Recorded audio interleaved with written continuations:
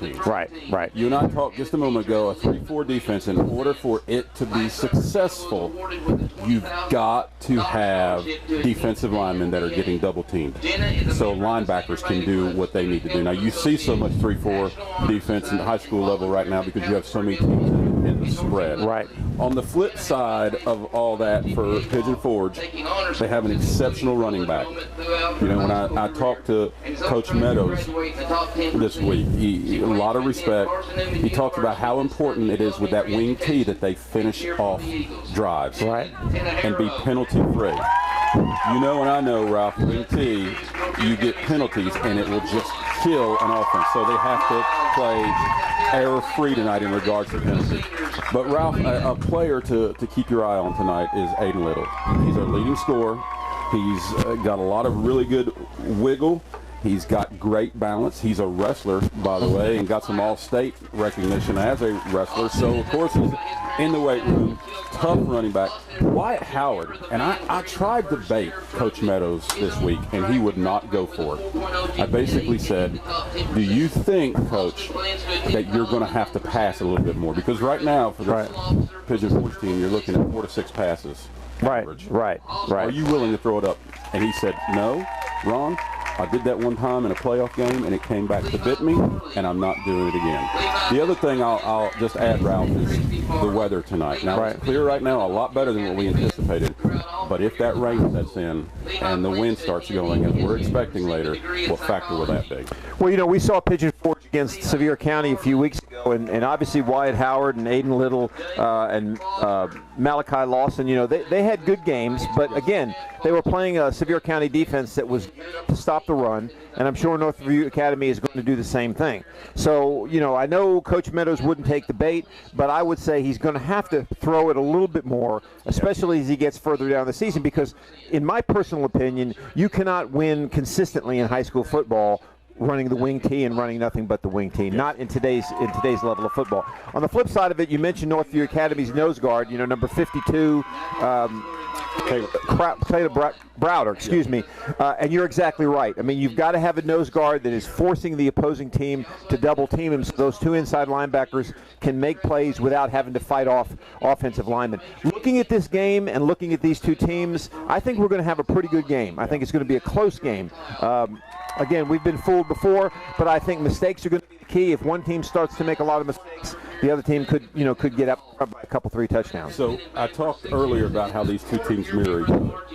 Let's talk about how they're a little bit differently. If you look at these two teams on tape, it stands out pretty quickly that Northview is the more physical team.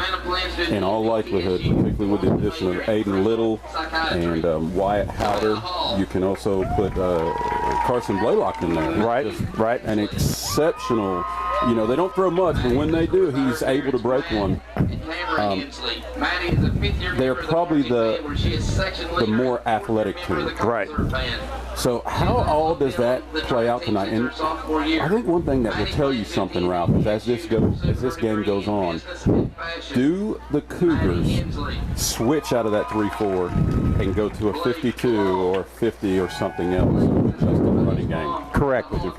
Yeah, no, that's an excellent point. I mean, you know, we talked about this a little bit in the pregame or off camera. You know, the 3-4 was put in by a lot of high school teams because many offenses now run the spread. So you got to have that fourth linebacker that can kind of be a hybrid. You know, he can cover, he can come up and blitz, he can stop the run. You got to have the setup. But against a team that runs a wing T, that could create some gaps. It could create some holes. So you're exactly right. We'll see how Northview Academy adjusts to that. So all in all, we should have one of our better games of the year tonight as the Cougars of Northview Academy take on the Tigers of Pigeon Forge High School. Let's go.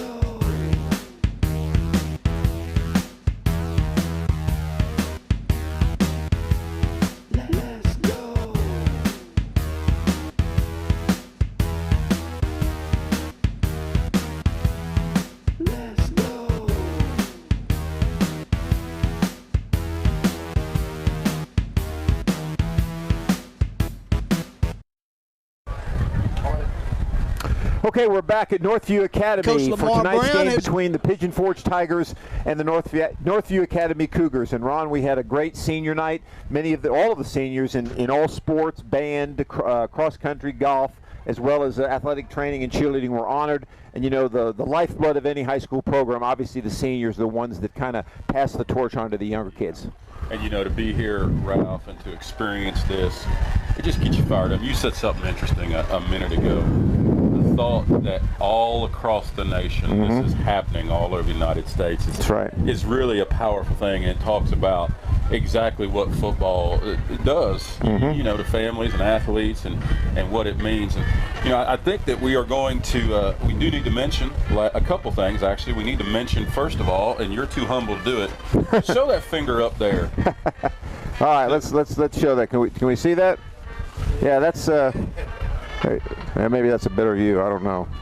Yeah, that's our national championship ring from 1977. I was fortunate enough to be a member of that team. And, you know, we talk about football and happening across the country. That's the beauty of this game of football. It's a brotherhood. You know, I mean, you never forget the guys that you played with. And, in fact, let me let you mention the player of the week there first before we forget, because then I'll finish my story. Yeah, we want to thank Sharp Plaque Masters for partnering with us this year and acknowledging our different players of the week. Our player this week, as we talked about last week, great game. I'm interested to see what he does tonight, and that's Mason Ellis, who stepped in at the quarterback spot last week and just looked really good. So Mason Ellis, our Sharp Plaque Masters player of the week, and we want to thank Karen and all them over at the Sharp Plaque Master for all of your needs for plaques and awards. 8373 Kingston Pike, Suite 700 in Knoxville, Tennessee. Yeah, and that's a beautiful. Congratulations to Mason. Yeah, beautiful. And make sure you vote this week on our poll, right?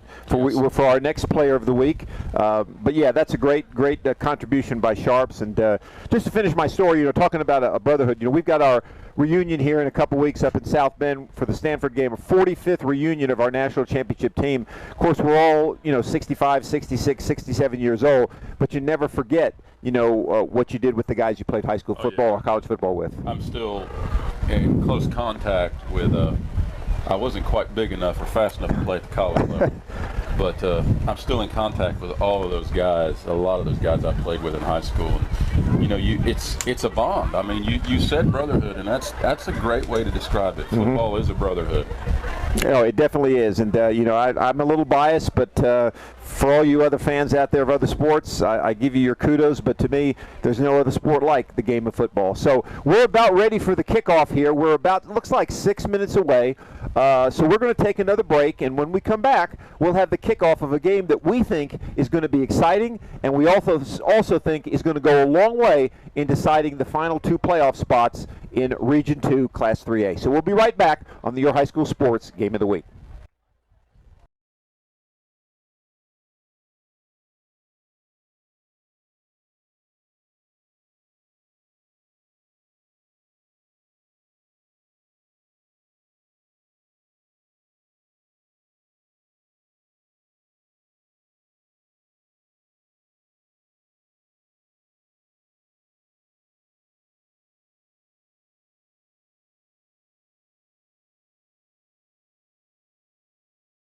At Sevier County Electric System, we know that when the power goes out, it's important to you to have power restored as quickly as possible. That's why we've introduced the Power Action Line. As soon as you call the Power Action Line from a phone associated with your electric service, we know immediately that your power is out.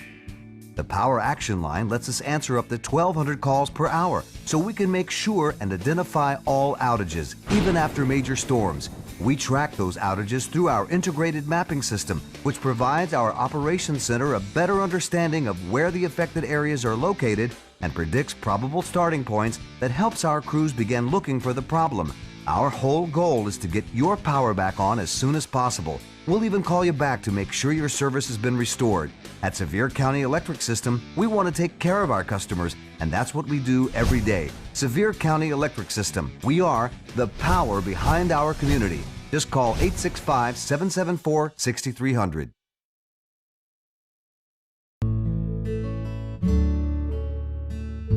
Tune in to the Alewife Pottery Channel 196. Watch local craftsmen and learn of the rich Smoky Mountain heritage and history. Meet Robert Alewife and his family as they take you on their journey of their successful pottery business in the Gatlinburg's arts and crafts community.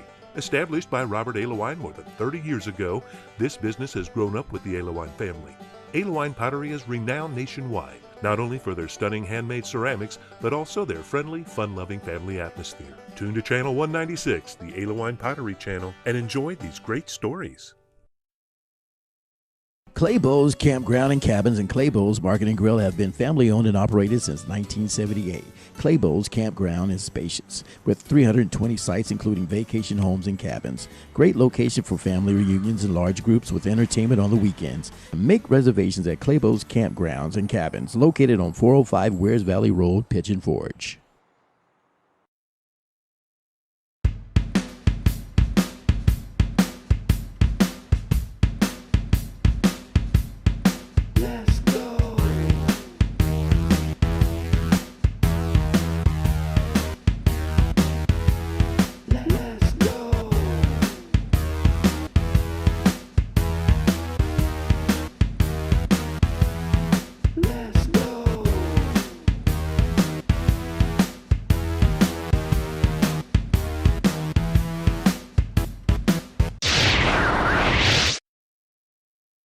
All right, we're back, getting ready for the kickoff here. Before we get started, I want to thank our sponsors for tonight's game because we couldn't make this happen without those sponsors. I want to thank,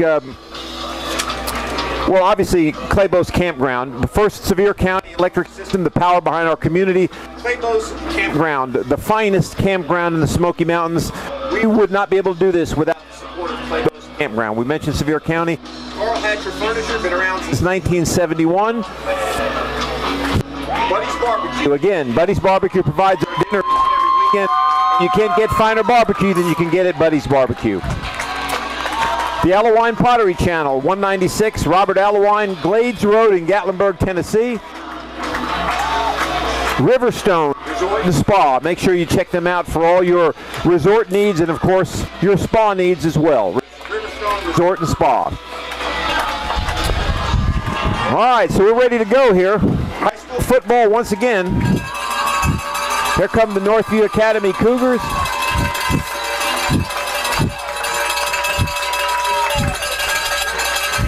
Looking a lot like the Green Bay Packers tonight. And the Pigeon Forge Tigers look a lot like the Cincinnati Bengals looked last night in their color rush uniforms, all white with white helmets.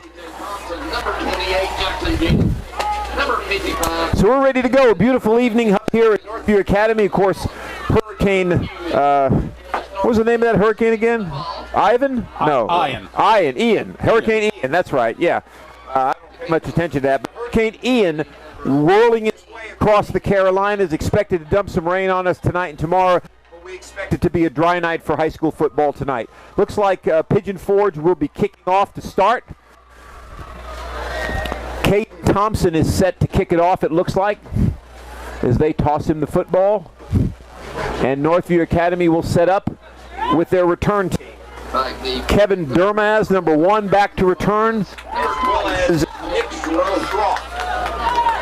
And Ralph, you and I talked offline about how important in a game that we anticipate being this close, how big of a role special teams play. Yeah, it plays a huge role. You're exactly right.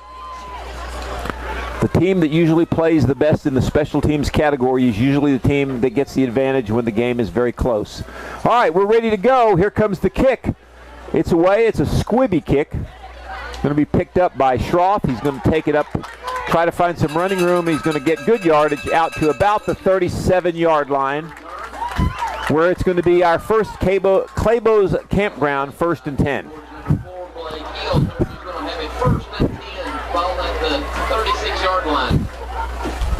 So they're going to mark it at the 36, and Northview will come out.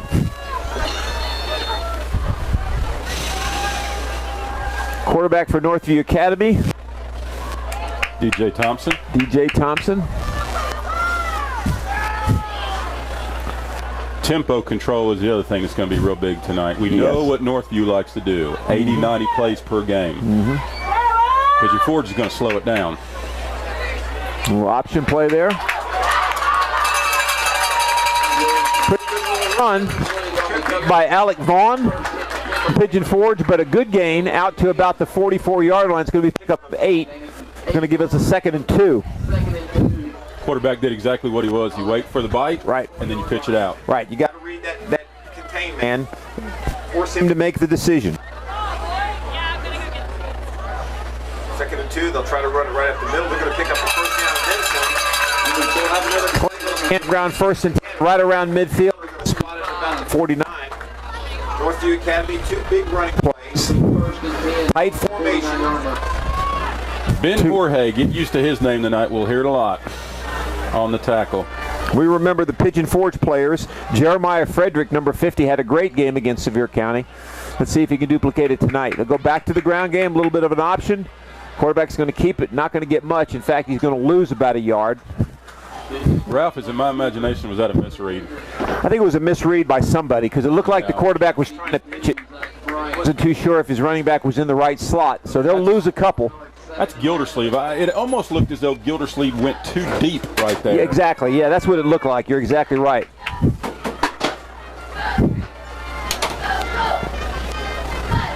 So that's going to be about a 2nd and 11 now. Go back to the option again. Pitch it again. Fumble. No. Uh-oh, that's going to be trouble. And yes, Pigeon Forge picks it up. Right there, Johnny on the spot for Pigeon Forge. His number 45, Ben Jorge, or George, I guess. So a nice play by Jorge there.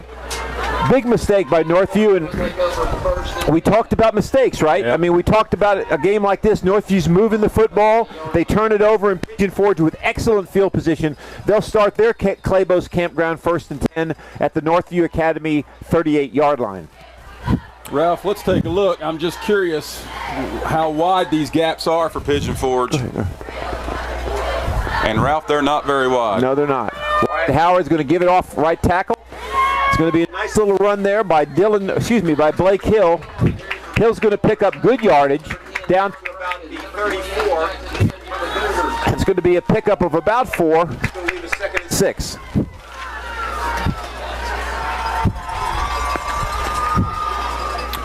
So again, we'll be watching their nose guard quite a bit tonight.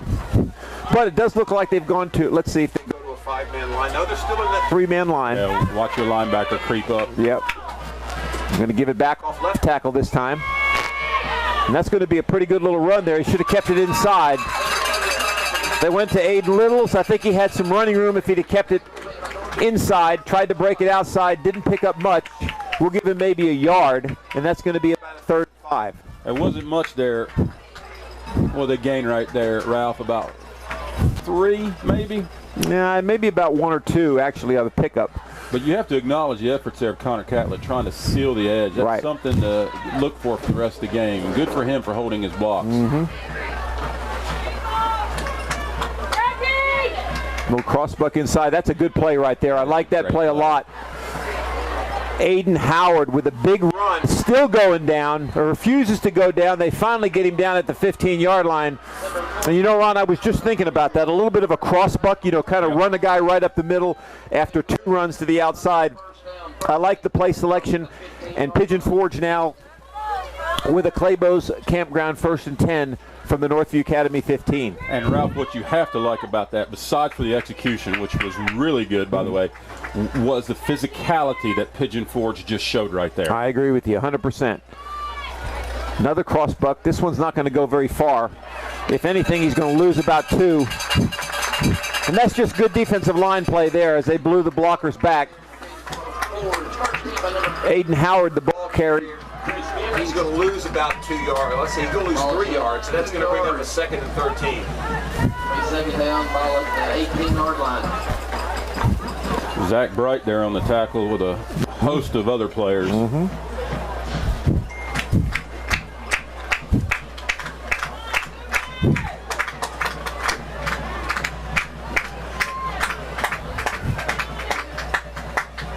to split Little out way to the right. He's going to come in motion. And they're going to go right up the middle. Nice play there. Big yardage. Going to get it down to about the 13. Look like Malachi Samoya on the carry if I've got the number right. Charlie Ashmore there with the penetration, but he was a step late. All right, so that's going to bring up a 3rd and 8 for Pigeon Forge. They've got the ball at about the 17-yard line. And let's see if they can pick up a 1st down. They're going to spread 2 receivers to the left, 1 to the right. I formation with a tailback. Bring a man in motion and go reverse play, and that's going to be Little, and he's going to get it into the end zone. No, he's going to get taken down at about the 2. But he's going to pick up the first down. Nice carry. Sorry, Ralph, carrying the Moss there with the tackle, saving a sure touchdown without a doubt. No, that was a great tackle. Well, I tell you, you got to give Pigeon Forge credit. I mean, they are mixing up their plays. They're attacking the line of scrimmage, and they've got themselves a Clabough's Campground 1st and goal from the 2-yard line. How big would it be for them to punch this in after a turnover?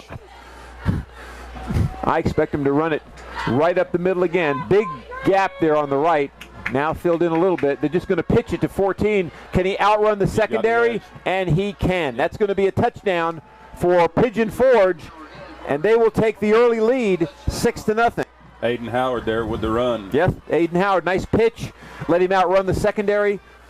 And Pigeon Forge jumps on top 6-0. 6:20 left, first quarter. Oops. That's okay, don't worry about it.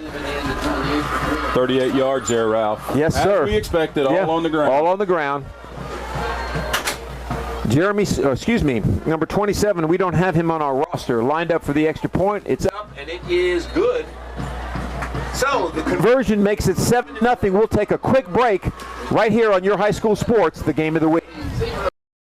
Clabough's Campground and Cabins and Clabough's Market and Grill have been family-owned and operated since 1978. Clabough's Campground is spacious, with 320 sites including vacation homes and cabins. Great location for family reunions and large groups with entertainment on the weekends. Make reservations at Clabough's Campgrounds and Cabins, located on 405 Wears Valley Road, Pigeon Forge. All right, I failed to mention our kickoffs are sponsored by the Old Mill. The fabulous fall at the Old Mill. We thank them for their sponsorship, and we have our second kickoff of the night as Pigeon Forge will be kicking off. Caden Thompson getting ready to do that as the Tigers have taken a turnover and driven 38 yards for the touchdown. Ralph, these games start taking on extreme importance as we get later on the year, so we'll do some updates as the night goes on. Our first one is Anderson County's up on Carter right now, 7-0. And I don't know if that was a planned kick or not, but it didn't go very far. And Northview Academy will have excellent field position at the 49, their own 49-yard line. That was a sophomore there, Keller Tarwater, on the, let's call it a recovery. Yeah, well, he did exactly what you're supposed to do. Don't try to pick it up, just fall on it. So let's see if Northview can, they were moving the ball fairly well. Let's see if they can avoid another turnover.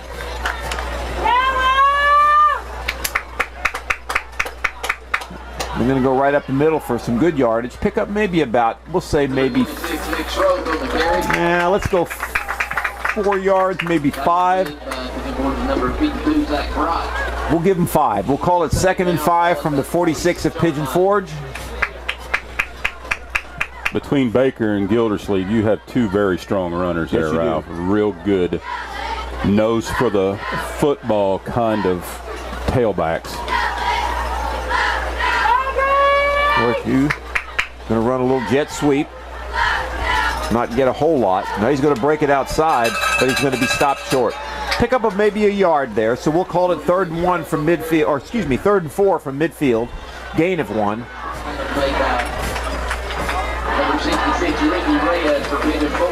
Ricky Red on the stop for Pigeon Forge. And Northview Academy faced with their first 3rd down of the night. Ricky Ray's there on the tackle. They're not a tall line, Ralph, but they are a good-sized defensive line for Pigeon Forge.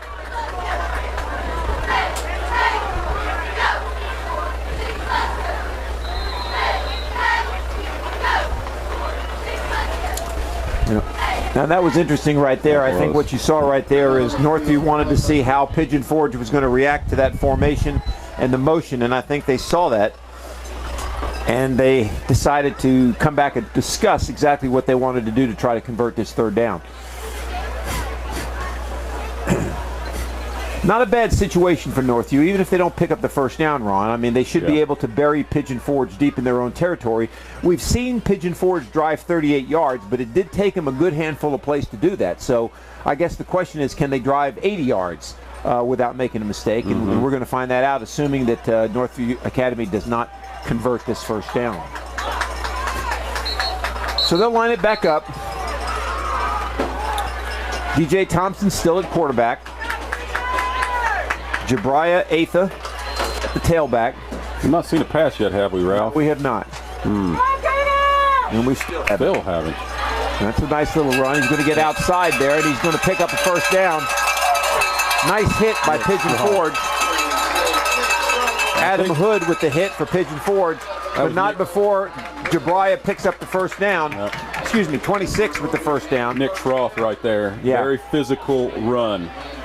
And it's so important right here at this beginning part of this game, Ralph, to set who is going to be the physical team. Now, we kind of thought it was Northview coming in, but boy, Pigeon Forge showed up on that last drive too. Yeah, they did. 1st and 10, Clabough's Campground, 36-yard line of Pigeon Forge. Now we're going to see our first pass of the night, maybe. And no, we're not. That's could be intentional grounding. I don't know. Let's see. I don't see a flag. He was outside the pocket, and he did get it back to the line of scrimmage. So it's going to be incomplete. It's going to bring up 2nd down and 10 from the 36 of Pigeon Forge. We talked about him already, Caleb Wolf with the motor, chasing the quarterback down, getting him uncomfortable. He's got some schools looking at him, Ralph. He is an exceptionally good player. That's an interesting defense here. This is an interesting defense. Screen, and they're going to bury that screen. Nice play. Good play there by number 45, Ben Jorge. Beautiful play there as he read the screen, quickly got out there and stopped. It's going to be a loss of about 5, so that's going to bring up a 3rd down. Well, actually loss of 4. We'll call it a 3rd down and about 13 for Northview Academy. Good defense so far by Pigeon Forge. Zach Bright, you got Jeremiah Frederick, Jorge. Good solid defense being played right now. 3rd down.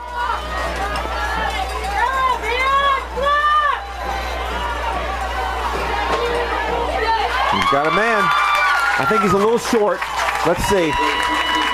So nice completion there to Karam Durmaz.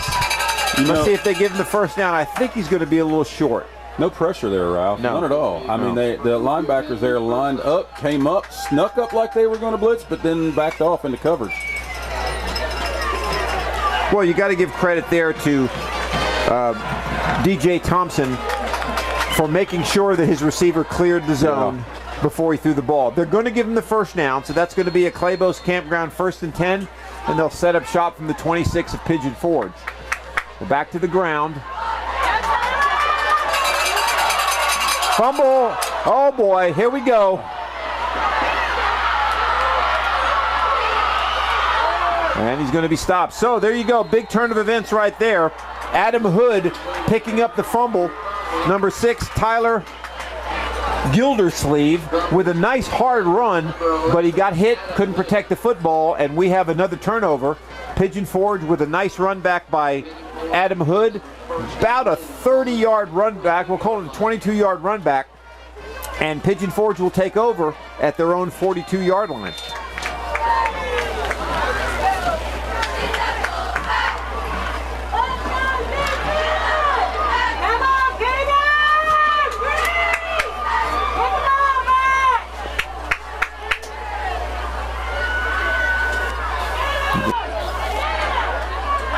Well played. Yeah, well played there. Wyatt Howard corralled back at about the 40. He's going to lose 2, and that's going to bring up a 2nd and 12.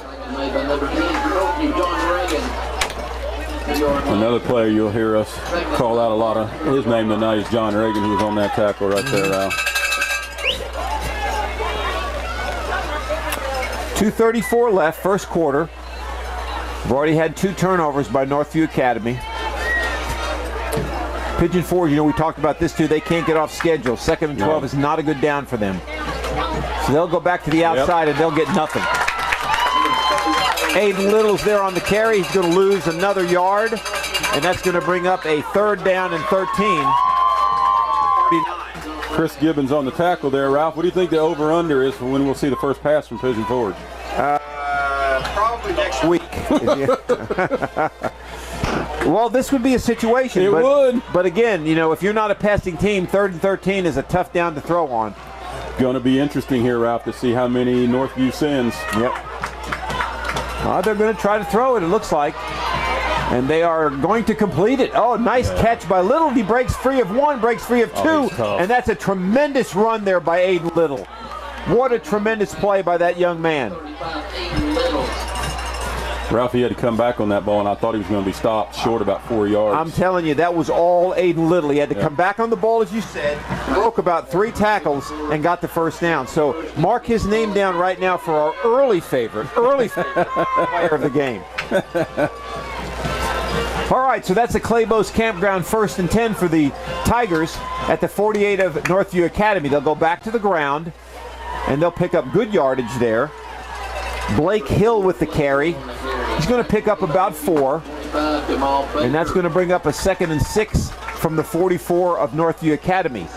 54 seconds remaining, barring a pass or a penalty or an out-of-bounds play.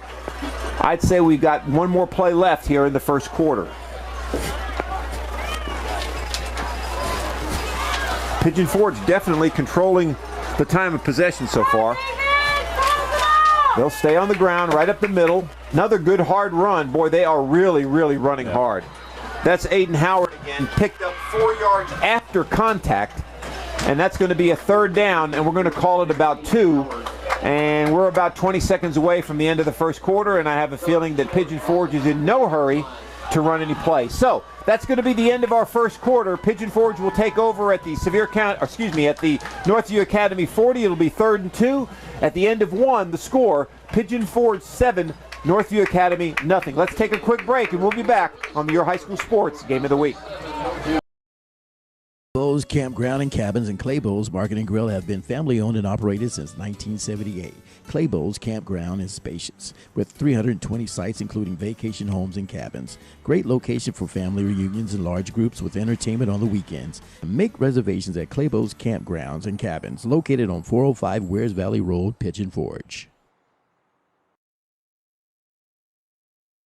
At Sevier County Electric System, we know that when the power goes out, it's important to you to have power restored as quickly as possible. That's why we've introduced the Power Action Line. As soon as you call the Power Action Line from a phone associated with your electric service, we know immediately that your power is out. The Power Action Line lets us answer up to 1,200 calls per hour, so we can make sure and identify all outages, even after major storms. We track those outages through our integrated mapping system, which provides our operations center a better understanding of where the affected areas are located and predicts probable starting points that helps our crews begin looking for the problem.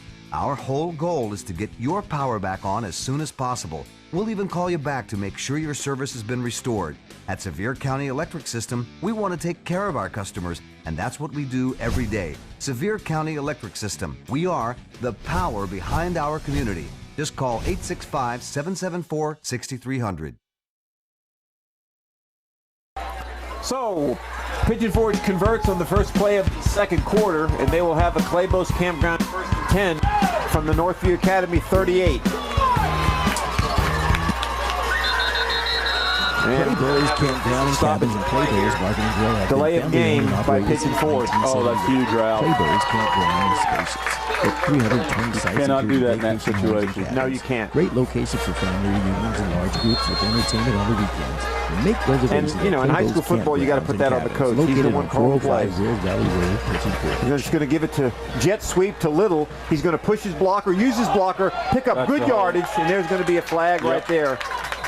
So we're going to have a hold on Pigeon Forge, and that's going to move them back even further. System, we know that when the power goes out, it's important to you Ralph, to for have Pigeon power Forge, I have to restored as point quickly out as possible. the play of the young freshman Solomon Jorge, who is a younger As soon brother as you call the of Power Action Ben Line from Jorge. a He phone has looked associated good with your electric service, we know against immediately that your Northview's power is nose out. tackle so far. Yes, he Power has. Action Line lets us answer up to 1,200 calls per hour, so we can make sure and identify all outages, even his after brother major is big. storms.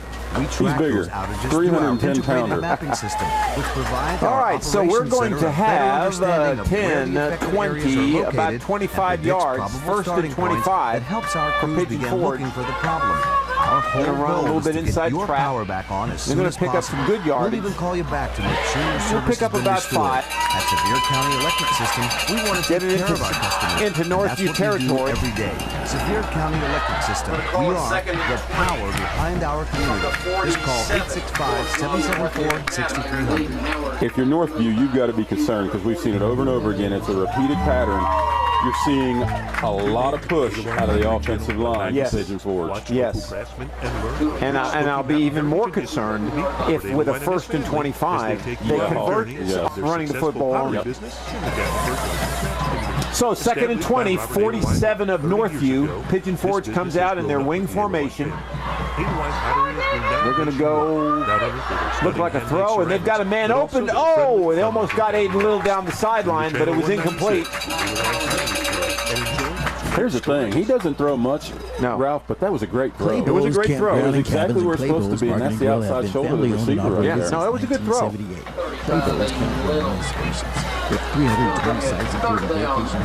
So now they've got a 3rd down and 20. Clock's going to stop with 9:57 left, second Make quarter. reservations at Clabough's Campgrounds and Cabins. Let's see what they do located here. on 405 Great Valley Road, Pigeon Forge. Going to throw it again. They're going to, a little shovel pass to Little. Great play. Little's going to go all the way down to about the 31-yard line. And what a great call there by Coach Meadows. A little bit of a shovel pass. They showed rollout like they did on the previous play, but instead of throwing it, they shovel passed it to Little, and he got it all the way down to the 32. That's going to bring up a 4th, and we're going to call it a short 4. And obviously Pigeon Forge is going to go for it. Let's see what they have in mind. I'd say if I was a betting man, I'd bet most of my money. Now they're going to try to get him to jump. And they're going to call a timeout. All right, so they tried to get Northview Academy to jump. They did not. They'll call a timeout. We're going to keep it right here. Let's reset everything for you here. We've got 9:12 remaining, second quarter. Pigeon Forge is up 7-0 on the early turnover by Northview Academy. Northview Academy turned it over again deep in Pigeon Forge territory, and now the Tigers are driving the ball down, and they have it at the 32-yard line of Northview Academy. It's 4th down. We're going to call it a short 4, a long 3, and we'll see what Pigeon Forge dials up. Very important play for the Cougars here.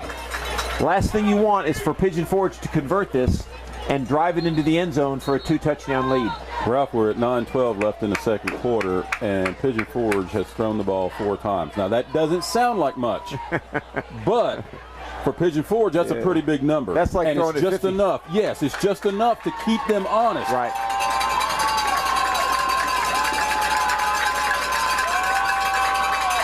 That's a nice little run. That's going to be a first down. He breaks it free. What a hard run.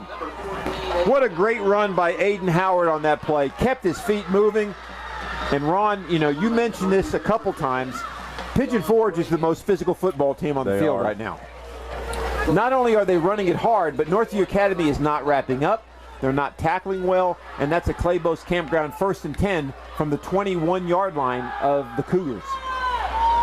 They're going to give it again, this time to the outside. They're going to cut it back inside. This time they make a good stop.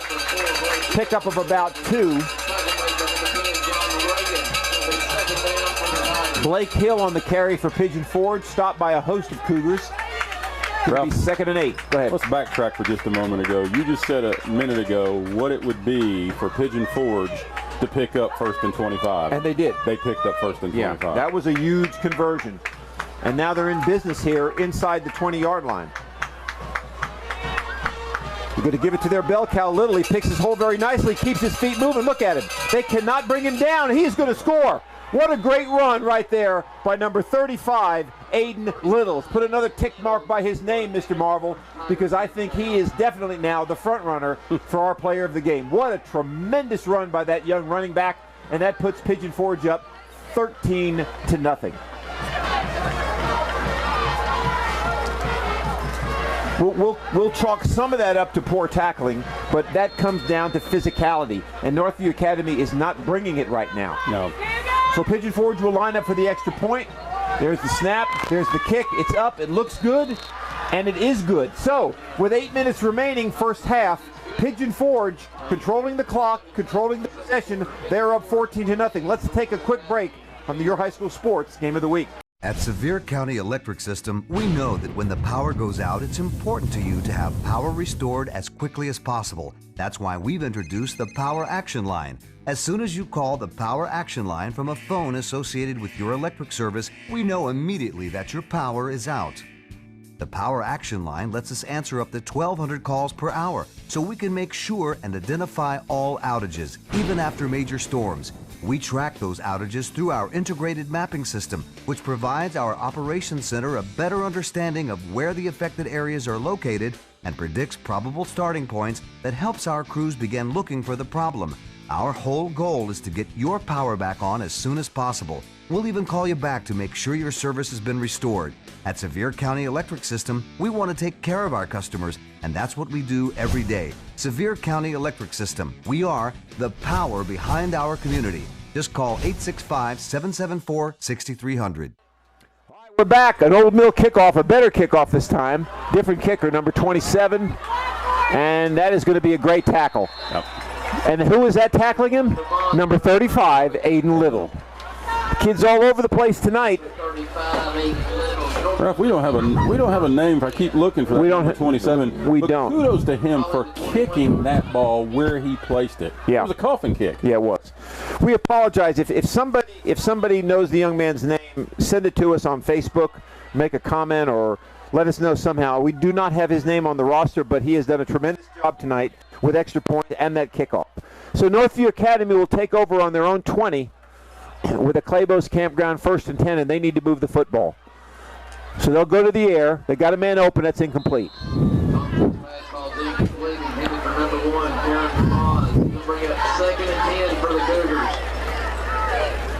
So a little bit low, intended for Karim Dermaz, excuse me. 2nd and 10 at the 20. Split backs. There's a great run. Good run. Hole closed pretty quickly. Schroth on the carry. Stopped by number 50, Jeremiah Frederick, the linebacker, the active linebacker for Pigeon Forge. And that's going to be 3rd and 8.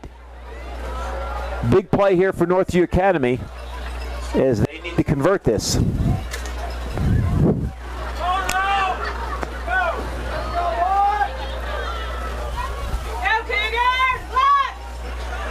They'll bring a man in motion.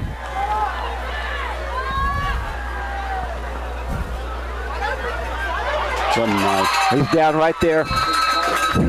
But they will pick up the first down. And that was a nice play by the quarterback, DJ Thompson, with a nice rollout, a good completion. Ralph, we've talked several times this year, and we've seen it several times, how difficult it is for a right-handed quarterback to roll out to his left in that case. And he hit him in between the numbers. He sure did. It was a good pass and good catch. So Northview with the Clabough's Campground 1st and 10, moving the football at their own 36-yard line. They'll go to the ground.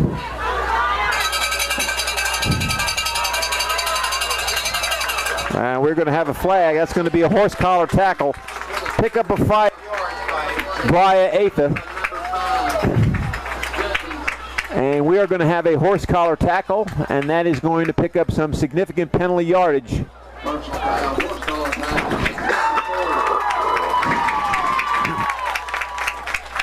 So the penalty is going to move the ball all the way down to the Pigeon Forge 44-yard line, where the Cougars will have a Clabough's Campground 1st and 10.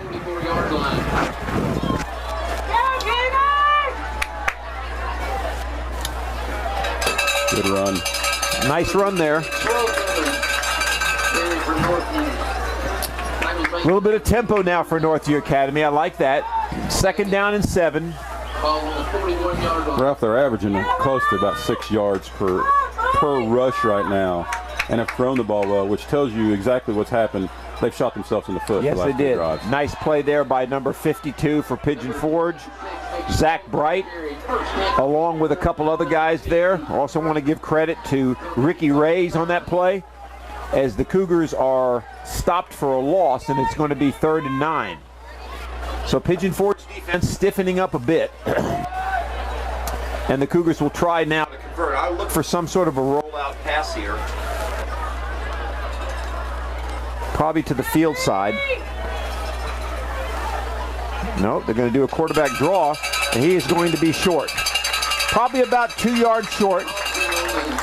Good play as they fake the sweep, and the quarterback, Thompson, took it himself, and that's going to bring up 4th down and 2. 4th down for the Cougars.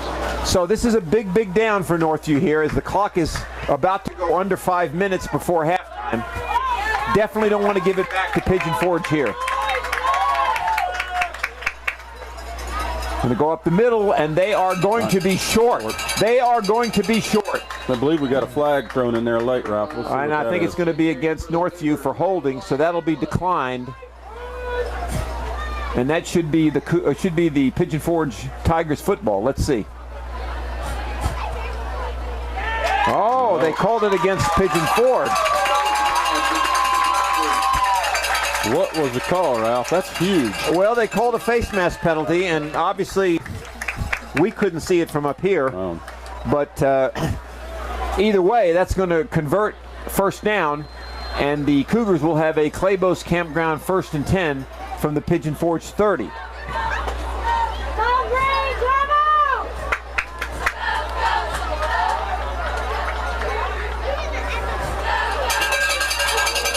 And they're going to pick up about 2 yards. You know, Ron, I really did, and not because of this call, in football in general. We talked about this a couple weeks ago. I don't like the new face mask rule. You know, in football, your hands are going to get on a face mask occasionally. You should have to pull it, and maybe he did. But I hope it wasn't one of those, hey, I just touched the face mask penalty. Ralph, if he did, I didn't see anything. I didn't see it either. I don't think you did either. 2nd down 7, little swing pass, nice swing pass. He's got to run, and he's going to score. So Jeremiah Atha takes it in on the swing pass. Good call in that situation.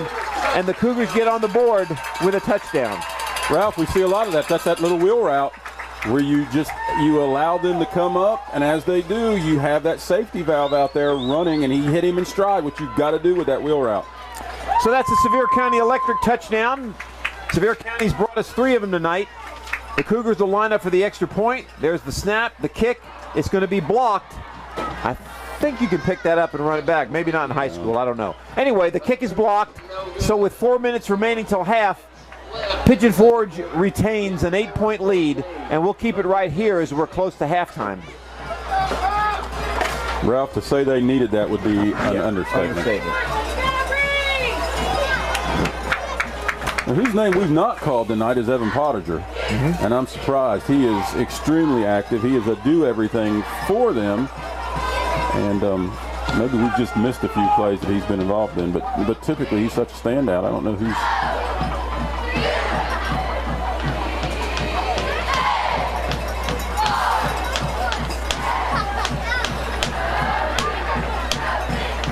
Got an update, Ralph. Dobbins-Bennett currently right now is beating Jeff County 12-3, and Hampton's up on South Green 16-0. All right. William Blunt and Westridge tied at 7. All right, we're timed now for the Old Mill kickoff. Jimmy Kuznicki kicks it off. And it's going to, they're going to let it go, get in the end zone, and it is. Okay, so Little lets it go in the end zone. That's going to bring it out to the 20-yard line. And with 4 minutes remaining, Pigeon Forge will start out with a Clabough's Campground 1st and 10. So, Ron, I would say it's imperative here for Pigeon Forge. Yep. Because remember, they're going to get the second half kick.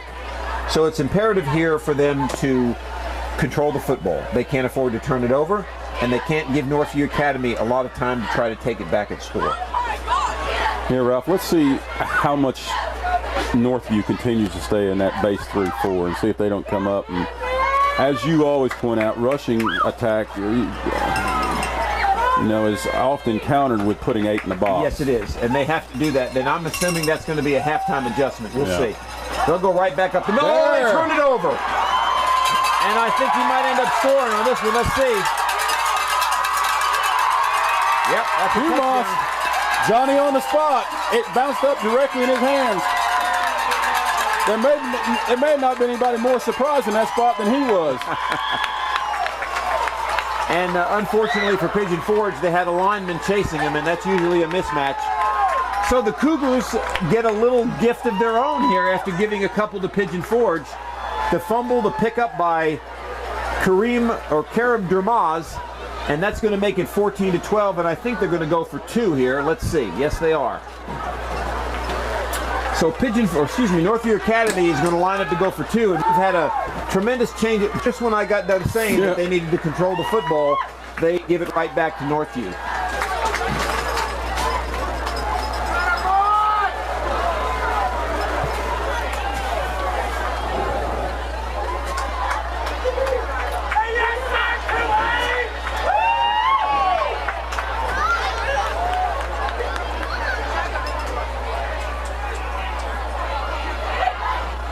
Well-designed play. Well-designed play. Nice throw. Nice catch.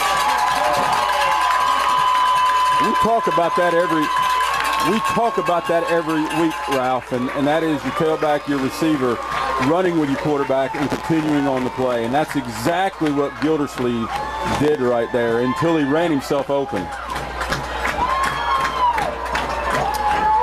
No, I'm sorry. That was Evan Pottinger. I was just going to say, you mentioned that we haven't called his name. There you go right there.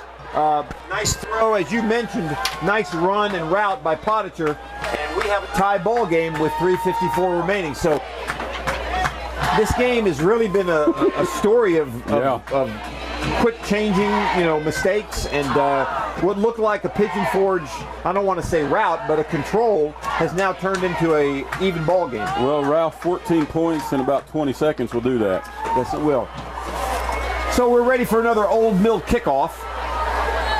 Old Mill, the fabulous fall at the Old Mill. And we are about a week into fall, so it should be a good one. Good fall at the Old Mill. Jimmy Kiznicki getting ready to kick it off. He will make a nice kickoff. The ball's going to go down to about the 5. It's going to be given to Aiden Little. They've got a channel. And he's got room to run, and he's got more room to run. And they still don't have him, and what a great run back there.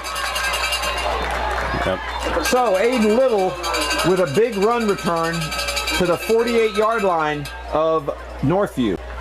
And it's easy for us to say up here, I think if he'd have kept it to the outside, he might have been able to score. He's just dangerous. We did the broadcast for Alcoa that one night, and they got to the point they were kicking away from him for that very reason. All right, what are they calling here? Must have been a hold right there, Ralph. Must have been a block in the back or something.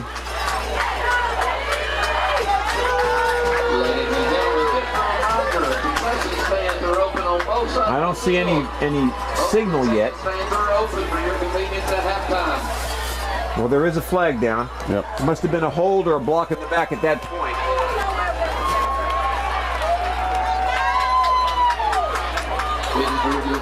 That's a real backbreaker for Pigeon Forge.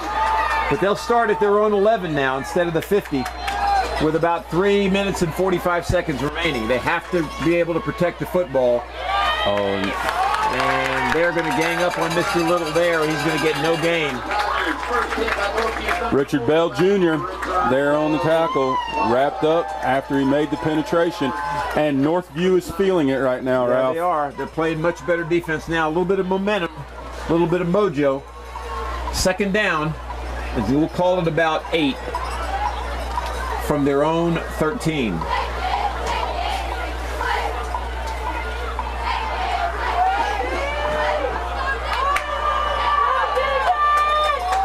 We give it to Little again. I'll tell you, he's a hard runner, but they've got him spotted now. They're attacking him. Northview Academy running to the football much better now than they did in the first quarter and a half. He's going to lose yardage on that one, and that's going to bring up a 3rd and 9 for Pigeon Forge. Clock running, 2:40 remaining. You mentioned special teams early on. If they don't convert this, we're going to see how well they can kick the ball out of harm's way. Ralph, You a little surprised here that Northview's not taking a timeout to save some time?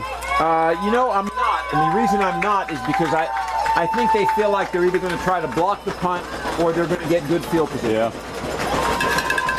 But now you're right. Now we do have a timeout. Okay. But this is a Pigeon Forge timeout.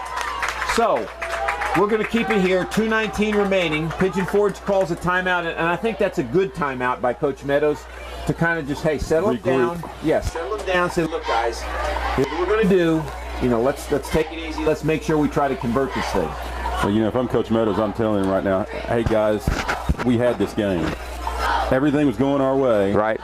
As you just simply said, calm down, don't freak out. We knew that this game was going to be like this today. That's right. Who's going to stand up right now and be counted?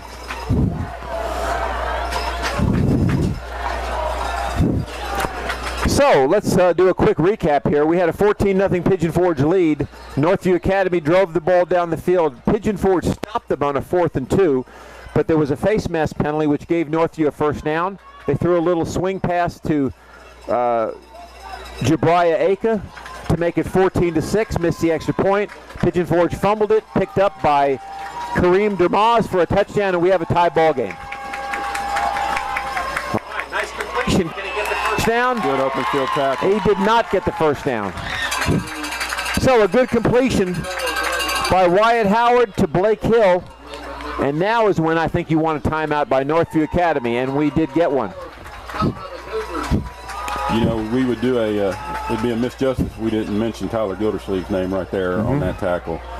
That's not an easy tackle to make. It's not an easy tackle, no. Like Howard. But he wrapped up and he did what he was supposed to do. So many times, Ralph, you see, even at the NFL level, you have players more interested in hitting than they are wrapping up. Right. Well, I'm right there with you. That's kind of my pet peeve. You know, tackling is bringing the man to the ground. It's not necessarily making a highlight reel hit. Another score of interest right now, Ralph. Greenville is up on Seymour, 14-0. Anderson County up 28-0 on Carter, and Maryville and Cleveland currently right now are tied 7-7. All right, 7-7 there.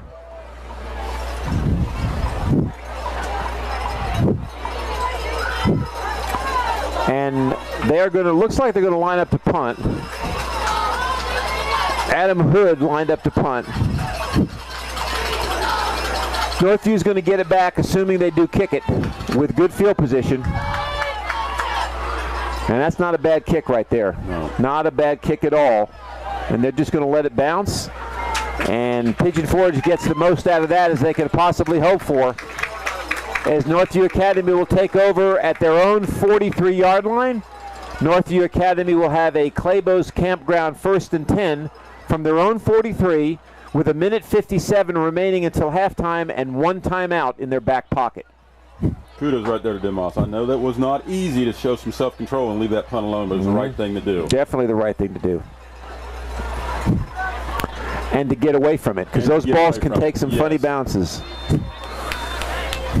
All right, let's see what Northview has up their sleeve here. They've got about 56 yards to navigate in a couple minutes. Quarterback's going to keep it, going to pick up a couple. Going to get it to the 45. It's going to be 2nd and 8. Clock's going to run. It's going to be 2nd down for Northview on the 45-yard line.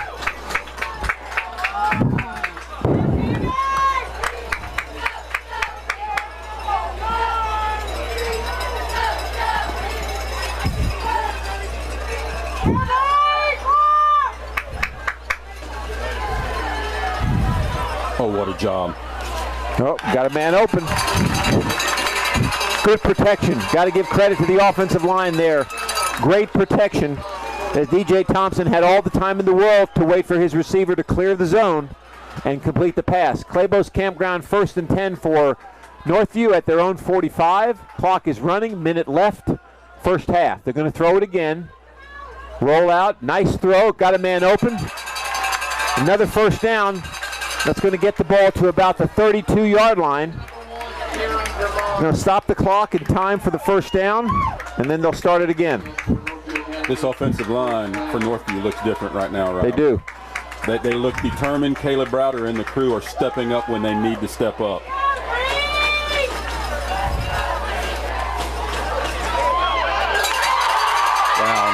catch.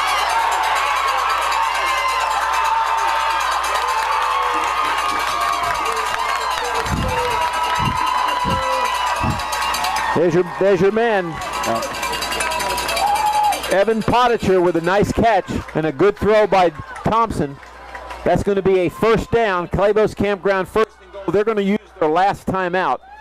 So the Cougars will call timeout. Good move there. They've only got, what, 6 yards to navigate. I'd say about 7 yards. And you know, Ralph, good players may be quiet for a while, but they're not quiet long. No, they're not. And you and I talked about this tonight, and that was to carefully look at the gaps that the offensive line are setting up. What you're seeing right now from the offensive line from Northview is their gaps are starting to expand. So they're feeling it right now. Right. Well, and when you expand your gaps, you expand the gaps of the defensive line as well. And then it's just a matter of getting on your block and staying with it. DJ Thompson so far, Ralph, you'd have to say he's been accurate.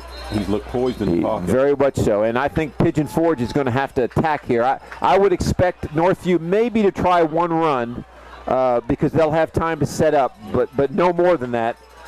No timeouts, Ralph. No timeouts.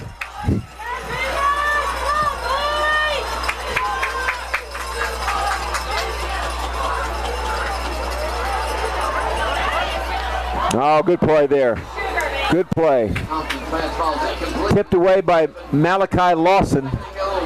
And that's going to be second and goal with 30 seconds left. He was looking for Potticher again, but a great play by Lawson to break it up. Dylan Winchester did exactly what he was supposed to do on that play too, Ralph. He stayed with the quarterback. He didn't cheat back to help with coverage. Right. Because if he doesn't, Dylan Thompson probably walks into the end zone. Right. And he's going to do it right now. Time right now. No, he's going to be stopped, and that's going to be a little bit of a dangerous play right there because your clock is going to run, and it's going to be third and goal. So you almost, well, what do we have here? Timeout? An official timeout. Oh, my.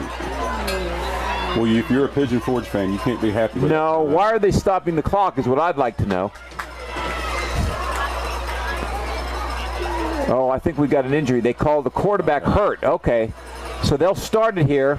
They're going to have to run a different quarterback. That'd be Knitsky. It's going to be Kuznicki. That's right. They've got to start the clock on the referee's signal. Let's see here. They pick up a flag. Well, I don't understand that at all. But anyway, I think these high school referees sometimes leave a lot to be desired. But either way, they're going to start the clock right now, and it's going to be third down. The clock is running. Oh, nice play. Nice break up there by number 5, and that's Judson Statham. Ralph, are you surprised you bring the new quarterback in and you let him throw on the first play? Well, I think they had to. I think what happened there is the reason they stopped the clock, he did pick up a penalty flag, but I think they forced 13 to go off the field because he got up limping, so they stopped it. And when they do that, he's got to come out for one play. Yeah. So I think that's what it was. I'm not sure. Yeah. But are you surprised he was throwing? Maybe so. But, he threw a pretty good pass. Yeah, it wasn't bad. So Kuznicki, the man who threw that pass, is going to line up to try to kick a field goal. And they throw a flag down for probably illegal substitution. Let's see.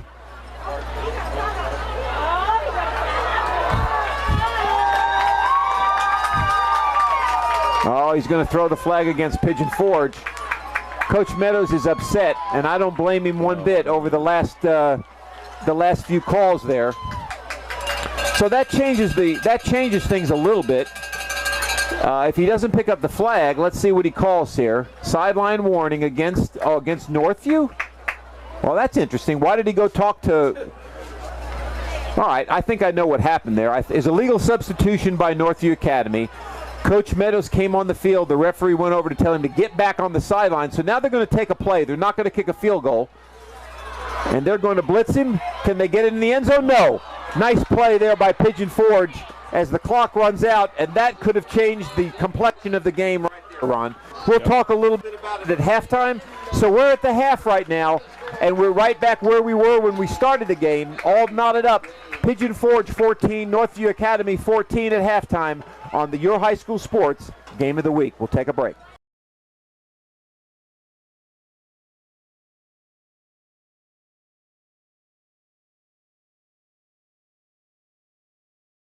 Clabough's Campground and Cabins and Clabough's Market and Grill have been family owned and operated since 1978. Clabough's Campground is spacious, with 320 sites including vacation homes and cabins. Great location for family reunions and large groups with entertainment on the weekends. Make reservations at Clabough's Campgrounds and Cabins, located on 405 Wears Valley Road, Pigeon Forge. At Sevier County Electric System, we know that when the power goes out, it's important to you to have power restored as quickly as possible. That's why we've introduced the Power Action Line. As soon as you call the Power Action Line from a phone associated with your electric service, we know immediately that your power is out. The Power Action Line lets us answer up to 1,200 calls per hour, so we can make sure and identify all outages, even after major storms. We track those outages through our integrated mapping system, which provides our operations center a better understanding of where the affected areas are located and predicts probable starting points that helps our crews begin looking for the problem. Our whole goal is to get your power back on as soon as possible. We'll even call you back to make sure your service has been restored. At Sevier County Electric System, we want to take care of our customers, and that's what we do every day. Sevier County Electric System. We are the power behind our community. Just call 865-774-6300.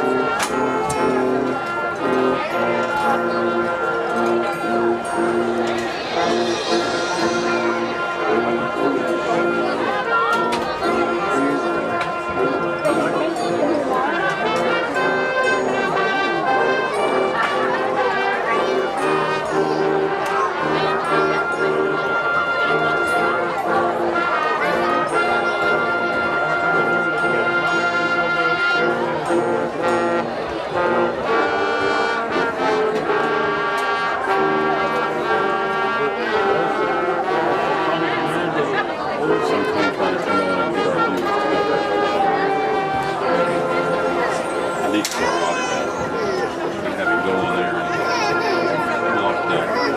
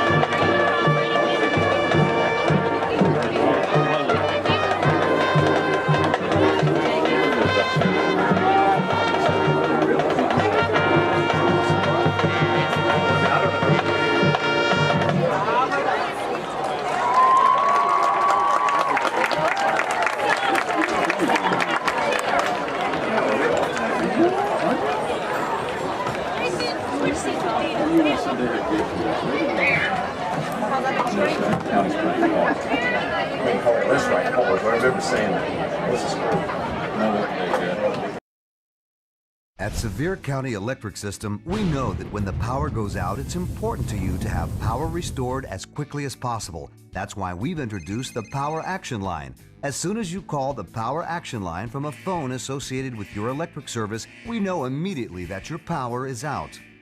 The Power Action Line lets us answer up to 1,200 calls per hour, so we can make sure and identify all outages, even after major storms. We track those outages through our integrated mapping system, which provides our operations center a better understanding of where the affected areas are located and predicts probable starting points that helps our crews begin looking for the problem. Our whole goal is to get your power back on as soon as possible. We'll even call you back to make sure your service has been restored. At Sevier County Electric System, we want to take care of our customers, and that's what we do every day. Sevier County Electric System, we are the power behind our community. Just call 865-774-6300.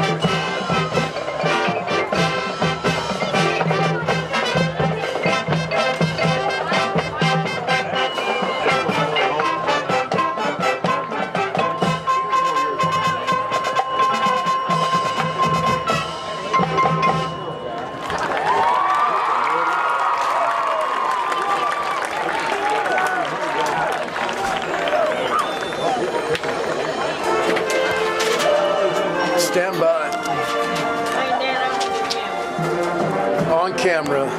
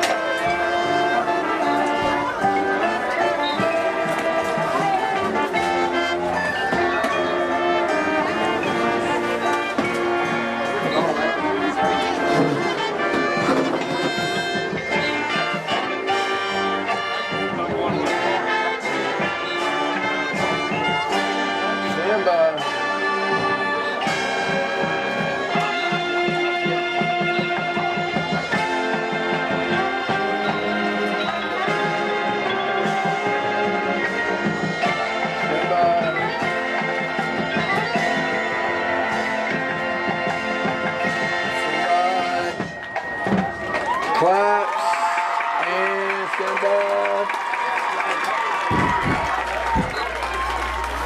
Okay, welcome back to Northview Academy, where our halftime score is 14-14. And Ron, we've had kind of a tale of two games in just one half. Pigeon Forge on the strength of two early turnovers took a 14-0 lead. Northview Academy drove down the field, got helped by a penalty, got a turnover themselves, and were knotted at 14. And the stats seem to prove that, don't they? Yeah, you know, a lot of momentum just going back and forth.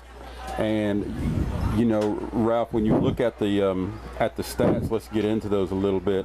Pigeon Forge had 77 yards rushing on 16 carries. Okay. Their average went down pretty drastically there in the last 10 minutes. Yes, it did. Of that first half. And then Howard had 42 yards throwing on 4 attempts. Okay. To summarize their two drives, they had a 19-yard run by Aiden Little, and then Aiden Howard had a 2-yard touchdown run on that student, what we used to call student body left. Student body left, yeah. For Pigeon Forge, 50 yards rushing on 16 attempts. Okay. So about a 4-yard per attempt right there. 86 yards. Total. 7 of 10, as we talked about. DJ Thompson, pretty good evening tonight. 7 of 10 for 86 yards. So, Ralph, when you look at the two games, 121 yards for Pigeon Forge, 146 for Northview. Very, very even. The 2 turnovers for Northview, big. And, of course, to not be outdone, Pigeon Forge, go ahead, has one of their own, which results in Dermaz with the fumble return to kind of knot things up where we're at right now. So, you know, one of the things that we talked about, Ralph, and was a little bit surprising to me was Northview had all the momentum in the second half. A little surprised they didn't let Kaminsky finish off that game with that field goal. Right. Then you take all the momentum into the locker room. Right, and you're exactly right, because now Pigeon Forge went into the locker room with some momentum. Game is tied, and you know, I've also felt that coaches make their money with halftime adjustments. Yes. That's where coaches, it really makes their living. And we're going to see which coach made the better halftime adjustment. For Pigeon Forge, it's going to be a matter of maybe spreading out a little bit, forcing that defense to spread out.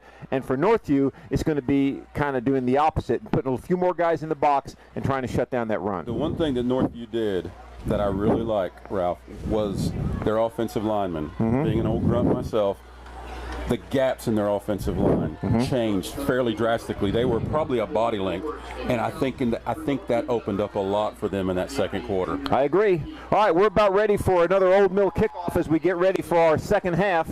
Kaczynski is getting ready to kick it off. Excuse me, Kaznicki, not Kaczynski. That's a football name if I ever heard I'm one. telling you, that is a football name. If it was back in my charter sports days when we used to name an All Miranda team, Notre Dame name is what that is, right? Exactly. Kaznicki would be on my All Miranda team for sure.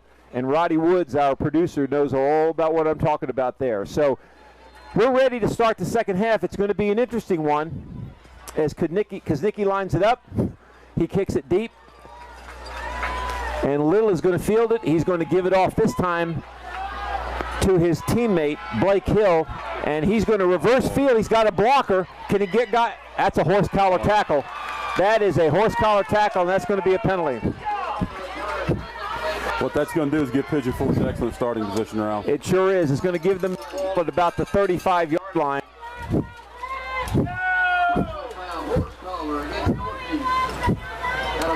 That's Dawson Hintz right there, Ralph. And, you know, to be honest, you can't blame the young man because that's probably the only way he was going to get him down. You know, and for those of you at home who may not know, the horse collar was not a penalty until 2005. In 2004, if you remember, some of you, Terrell Owens was playing wide receiver for the Eagles, and he got horse collared in a regular season game, broke his leg, not severely, but broke it, and came back and played the Super Bowl. But because of that, it used to be legal to do it, and now it is no longer legal. So a little bit of football trivia for you there. Pigeon Forge takes over. They're going to go right back to their bell cow. Little. He is not going to get much because he had no blocking, and he is going to get settled down for a loss. So that's the situation there, Ron, where the Northview Academy defensive line pushed blockers for Pigeon Forge right back into Little. Chris Gibbons, a 6'2" junior right there, made that happen. I mean, he just basically shoved the O-lineman back, and he disrupted the play. So that's going to be a loss of 5, and it's going to be 2nd down and 15, which is not a good situation for Pigeon Forge.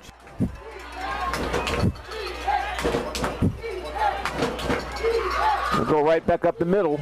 Nice hard run. Going to get the penalty yardage back, sure. And that's going to put the ball at the 35 again, which is going to bring up a 3rd and 10. Aiden Howard on the carry. One thing we're not seeing that we saw in the first quarter, Ralph, is if you remember, for about the first 20 minutes of this game, Northview was being pushed all over the place. Yes, they were.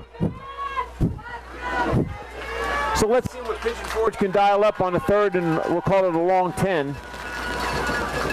Like they want to throw. He's got Howard in the flat, or excuse me, he's got Little in the flat. He's going to be taken down short of the 1st down.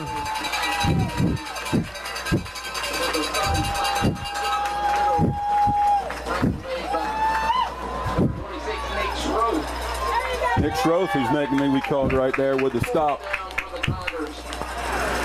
So that's going to be about a 4th and 3, and they're going to kick it away.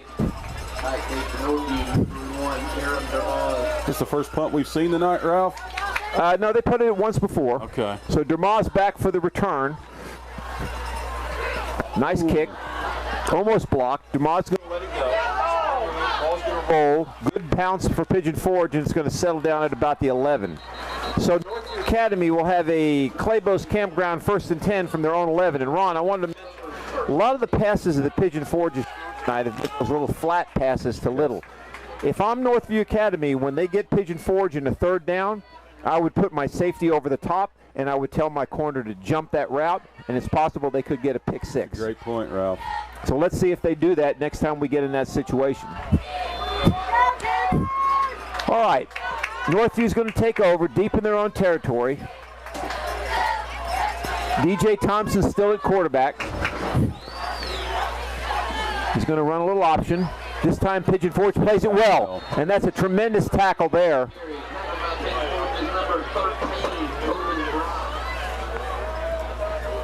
Coven Bright. Coven Bright. Well, that's going to be a loss of 5, and it's going to be 2nd and 15. And Northview has to be very careful here to protect the football. Going to throw it, and it's going to be picked off. And that was a poor throw, and they may score on this one. Let's see, they will score. And that's going to be a touchdown for Pigeon Forge. I don't see a signal yet. No, they're going to call him down. Okay, so picked off by Adam Hood. Looked like he got in the end zone, but obviously we can't see from here. His knee must have gone down. They're talking about it, but there's a flag. Is there a flag down? Oh, it must have been after the interception. So that'll be a post-turnover holding penalty. And instead of having the ball at the 4, Pigeon Forge will take over at the 13. Still very good field position.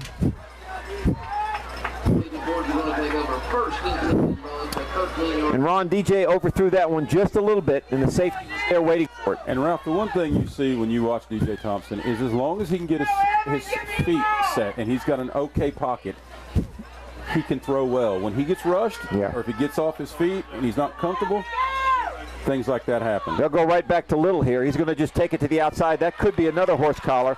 Maybe not. So he's got no gain on that one. DeMoss there on the tackle. He's been very active tonight. Ron, if Pigeon Forge punches this in the end zone, I think at the end of the night we might be talking about 3 turnovers for Northview. Second and 10. No gain on their Clabough's Campground first and 10. And they will give it right back to, that's number 4 he's going to score. So that's going to be a touchdown for Pigeon Forge as Lake Hill takes it right up the gut off tackle for a touchdown. So that's going to make the score 20-14 Pigeon Forge as they line up for the extra point.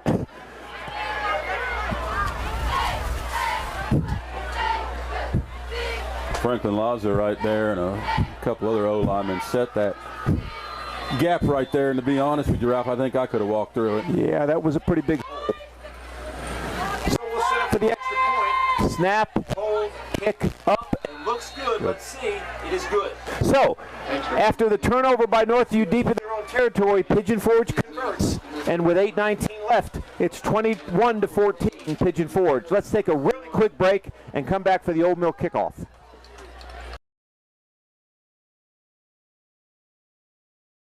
Clabough's Campground and Cabins and Clabough's Market and Grill have been family-owned and operated since 1978. Clabough's Campground is spacious, with 320 sites including vacation homes and cabins. Great location for family reunions and large groups with entertainment on the weekends. Make reservations at Clabough's Campgrounds and Cabins, located on 405 Wears Valley Road, Pigeon Forge. All right, we're back. Northview Academy, 8:19 remaining, third quarter. Pigeon Forge just converted on a turnover deep in Northview Academy territory, and they take the lead 21-14.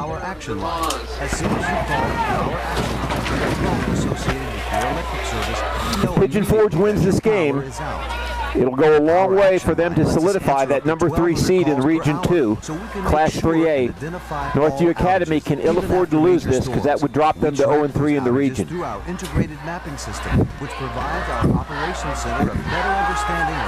The Old Mill kickoff is deep, a nice kick, down to about the 6. Fielded there by Northview Academy. And that's a horse collar tackle right there. And there it is. So, what you usually don't see a lot of, we've had 3 horse collar penalties in this game. Ralph, this can't continue because it's getting ready to get chippy if it keeps going, and the refs don't take control right now. How many have we seen in a row now? 3. 3. Actually, it could have been 4, but yeah, but 3 for sure. Usually you don't see more than 1 in a game, if that many. All right, so with the penalty, Northview will take over Clabough's Campground first and 10 at their own 33. He'll stick to the ground, bounce it outside, and he's not going to get much. Maybe a gain of, actually a gain of 1 based on the spot. Nick Schroff on the carry, Ben Jorge, or George, I guess. I probably am pronouncing it wrong, but either way, the man made a stop. And it's going to bring up a 2nd and 8.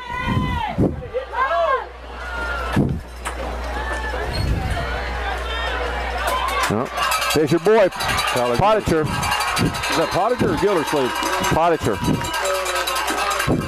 Potticher, yep.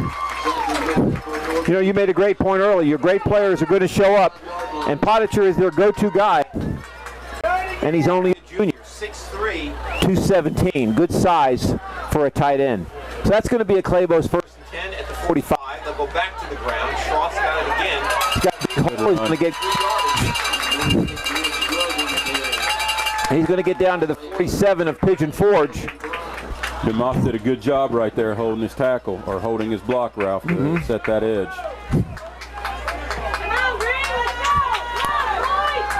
We'll go right back to the same play. This time they stop the game. Good play there again. Once again, George with the play. He's been all over the field tonight. The junior linebacker, 5'9", 235 pounds. So that's going to be 3rd, and we'll call it 2. A short 2 for Northview. They're going to go right back up the gut, and they're going to get the 1st down. So that's a nice hard run by Gildersleeve. And Northview will get a fresh set of downs on the Clabough's Campground 1st and 10. Robert Majaya Gamble right there with the good block. Almost a fumble there. Right back to Gildersleeve. He's going to pick up good yardage. Pigeon Forge is going to have to start run blitzing a little bit here, Ron. You need to give DJ some credit right there for handling that snap, Ralph. That was not easy, and still get the handoff. Could have been another turnover. 2nd down, 4. Going to go right back to the ground. Another big gain. And they're going to probably have 1st down on that one. Gotta protect the ball, but gotta like what Northview is doing right here. Right. Well, Pigeon Forge is going to have to make some sort of an adjustment here. Ben Jorge looks a little gimpy right here. He don't want to come out, but they're going to force him to come out of the game. And they can ill afford to lose him. He's been all over the field tonight. He has been our defensive star for Pigeon Forge. A few weeks ago it was Jeremiah Frederick. Tonight it's Ben George. So that's going to be a fresh set of downs for Northview. They're going to set up shop at about the 30-yard line of Pigeon Forge.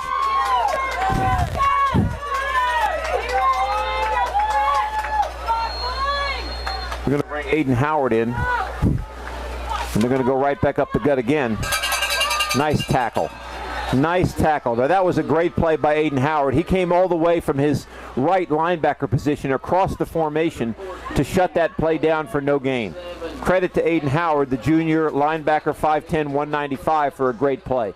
Jeremiah Frederick right there's penetration. Yes, forced it to bump outside. Yes, good call. Good call. All right, so we got a 2nd and 11 now.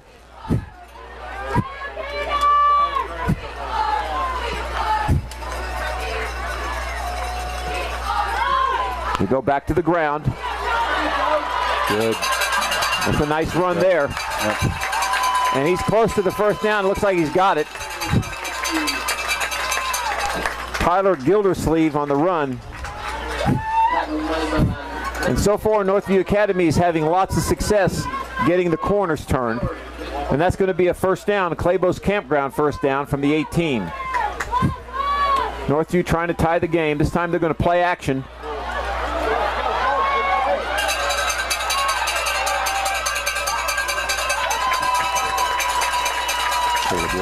Caleb Wolf there with the pressure. Ralph just did not have the speed to track him down. No, he did not. That's going to be another 1st down. A 1st and goal. Clabough's Campground 1st and goal for the Cougars. I think I would call a timeout here if I was Pigeon Forge. Kind of catch a breath, regroup a little bit.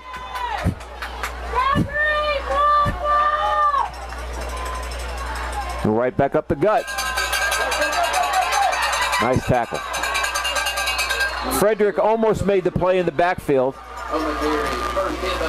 but he's going to pick up about 2 yards, maybe 3. We're going to put it at the 5, and it's going to be 2nd and goal from the 5. Clock running, 4:20 remaining, 3rd quarter. Northview's got to finish this, Ralph. You know, they have set the mode right here with this drive, as physical as it is, but you've got to finish this drive. I agree.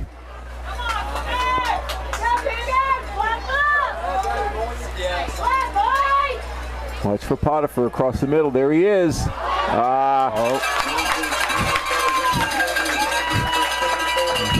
You know, that's a classic situation there, Ron, of a mismatch. Frederick, the linebacker, on Potiphar, and that's a miss. Anytime a linebacker has to cover an athletic tight end, it's a little bit of a mismatch. Yep. So that's going to be half the distance of the goal. It's going to be a Clabough's Campground 1st and 10 from the 2.5. Power football right here, Ralph. Yep. That's a touchdown. So Northview Academy with an impressive drive. As they drive about, I want to say about 70 yards, maybe 65 yards. And they make it 21-20, and they'll go for an extra point with Kuznicki lining up to kick it.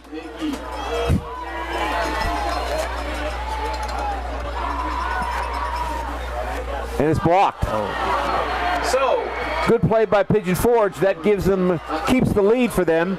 And with 3:50 remaining, third quarter, 21-20 Pigeon Forge. Van Meter there on that touchdown run. Took your nose tackle, Ralph, and pushed him out of the way. Yeah, Pigeon Forge is going to have to come up with some kind of adjustment here because we have not seen them be able to stop Northview Academy much outside of the first half. We've seen Northview Academy several times tonight stop Northview Academy. Yes, we have. Yes, we have. And I, you know, it's easy to second guess, but you take those 3 turnovers away, and this could be a completely different ball. So we're getting ready for the Old Mill kickoff. Fabulous fall at the Old Mill. We're about a week into fall, and we got a lot of it coming. So if you need a good getaway, get up to the Old Mill for a fabulous fall getaway. Kuznicki ready to kick it off. He's going to kick a little squibber. It's going to go down and it's going to be fielded. They're going to hand it to Little. He's going to make a cut back, and he stopped at the 25 yard. So Blake Hill fielded it. He gave it to Little on the return, on the reverse. 57 yards rushing on that previous drive by Northview. Yeah. Now, Ralph, when you get punched, you counter punch. And that's just what Northview did. Now let's see how Pigeon Forge responds. Pigeon Forge is going to have to make an adjustment because Northview has realized that, I mean, I think they knew this coming in, but they've realized tonight that Aiden Little is the guy that's going to beat them, okay? So so Pigeon Forge has got to make an adjustment, and let's see if they do.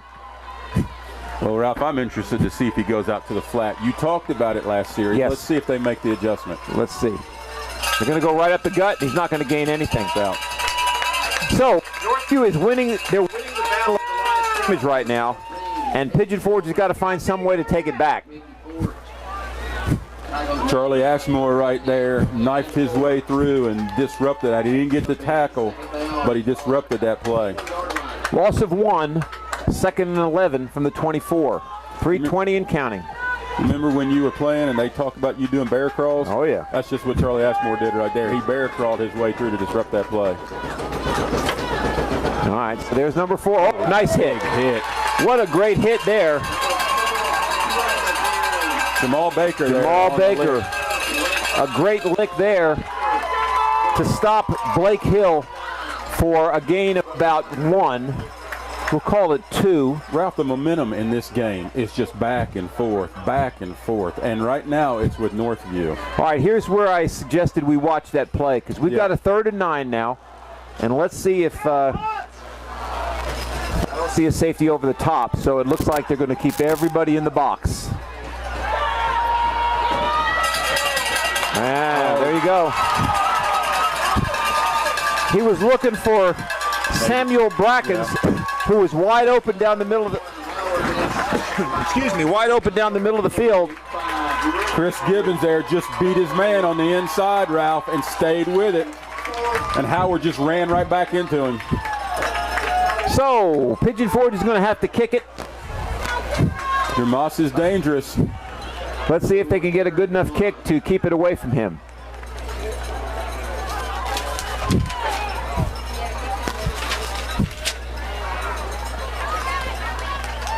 Timeout by Pigeon Forge. We'll keep it here since we've got about 1:53 left in the quarter.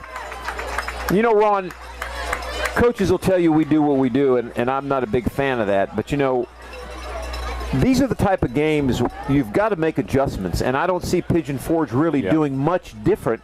And Northview has kind of got a beat on it now. You know, they're starting to close those gaps. They're starting to play the sweeps and the cross bucks a lot better.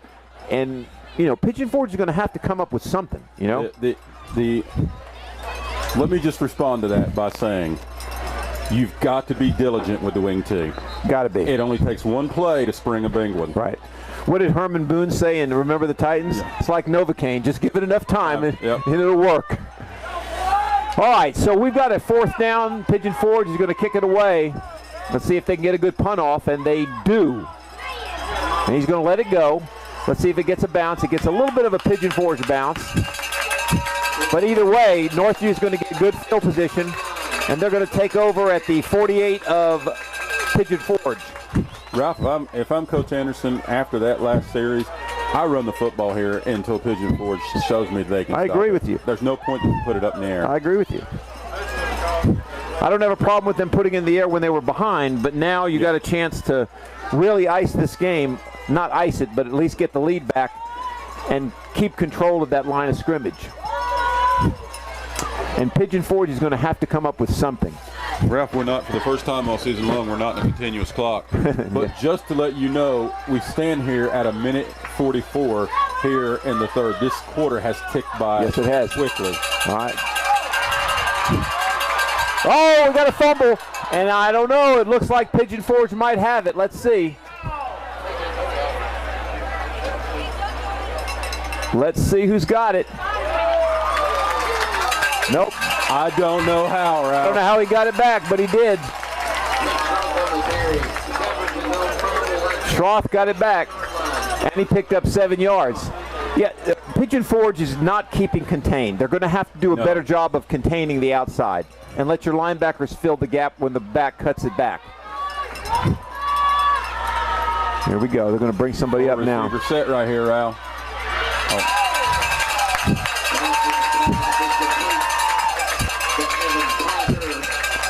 That's going to be a 1st down. Another Clabough's Campground 1st and 10. Ralph, he hits him in stride, and it's a big game. Oh, yeah.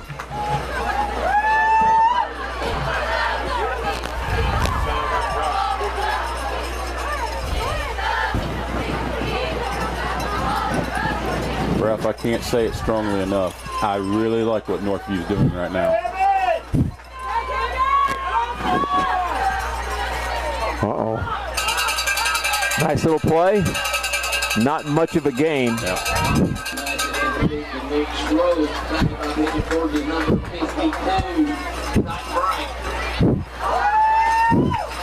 We're going to call it a gain of 1. It's going to be 2nd and 9 from the 36. You know, Ralph, the way that play is set up, he's got to wait a second longer. Yeah, he does, yeah.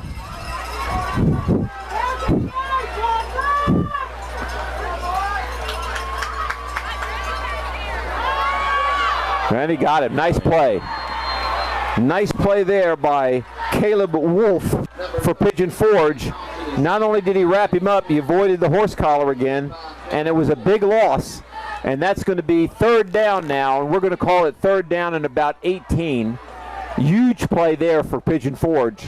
Caleb Wolf's got some schools looking at him, Ralph. Cumberland University, maybe at the top of the list, but he is a quality player. Yes, he is. We talked tonight about the nose tackles and the defensive tackles, how important they were tonight, and we've seen that repeatedly over and over again. So that's going to be the end of the 3rd quarter. Northview Academy will face a 3rd and 18 when we come back. After 3, your score, Pigeon Forge 21, Northview Academy 20. We'll take a quick break on the Your High School Sports Game of the Week.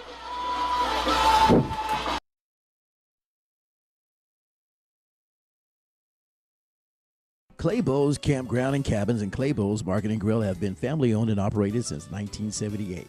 Clabough's Campground is spacious, with 320 sites including vacation homes and cabins. Great location for family reunions and large groups with entertainment on the weekends. Make reservations at Clabough's Campgrounds and Cabins, located on 405 Wears Valley Road, Pigeon Forge.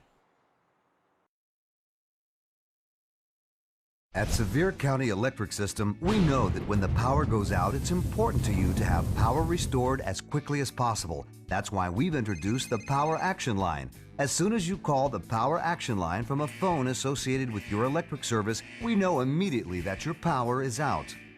The Power Action Line lets us answer up to 1,200 calls per hour, so we can make sure and identify all outages, even after major storms. We track those outages through our integrated mapping system, which provides our operations center a better understanding of where the affected areas are located and predicts probable starting points that helps our crews begin looking for the problem. Our whole goal is to get your power back on as soon as possible. We'll even call you back to make sure your service has been restored. At Sevier County Electric System, we want to take care of our customers, and that's what we do every day. Sevier County Electric System. We are the power behind our community. Just call 865-774-6300. All right, we're back. First play of the fourth quarter. Thompson had nowhere to go with it, threw it out of bounds, and it's fourth down. They're going to go for it. Interesting call. And he's going to look for Potiphar, I'll bet. There he is. Ralph, great result right there. I still don't like the call. I don't like the call either. And in fact, I like even less the fact that Pigeon Forge let him run free down the middle. Yeah. I mean, you got to know, if you're a coach for Pigeon Forge, you got to know that's who they're going to go to. Yep. And you let him run right down the seam with no coverage. You should have manned him up underneath, had a safety in the back, and shut that down. And instead, it's a first down for Northview. They'll go right back to the ground, and they're going to pick up some good yardage. Nice hard run. We got a flag. I think we're going to have a hold. Good run by Schroth. Ralph's score update in the area. Knox West is beating an improved Heritage team. Yes. 34 to nothing. Oneida and Rockwood are tied at 14, and Gibbs is up on Scott 21 to nothing. All right, so we got a holding penalty there on Northview Academy.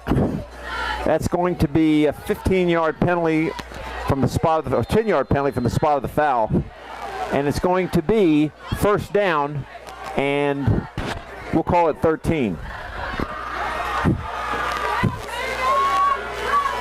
Actually, let's call it 21. We'll go outside. Good play there. Good. As he rides him out of bounds. Nice play by Connor Catlett of Pigeon Forge. Schroth on the carry, no gain, and that's going to be second down. Clock is running. You've got to put a man on Potticher. If you don't, he's going to beat you again. Second down, 21. Ball at the 36, Pigeon Forge. They'll bring Schroth in motion. A little play action, throw a screen, and it's incomplete. All right, so there's a situation where Jabriah Atha just took his eye off the ball enough, and it's going to bring up a third down. All right, here's the situation, Ron. Again here, if Potticher catches this ball for a first down, you have to question what the defensive coordinator is doing. I would find where he is, and I would bring, and there you go. You're going to bring the safety over the top. Adam Hood is going to come over the top to Potticher's side. He's got a man on him underneath. You've got to bracket him. If you don't, he's going to beat you. Let's see. Single coverage right here with Jaden Rutherford. Could be a mistake. He's going to Potticher again, and that was good coverage. So there you go. That's what you got to have. Underneath coverage, bracket him on the top with the safety, and it's going to bring up a fourth down. Ralph, I just want to hit on a point I just said just a moment ago, and that is you've got a very good, very tall wide receiver in Jaden Rutherford, because they're so looking at Pottinger right now. Jaden Rutherford's got single coverage. Right. Well, he does, but they got a too deep look, so that safety should come over and help him if he tries to run deep. That's a jump. No, he didn't get over.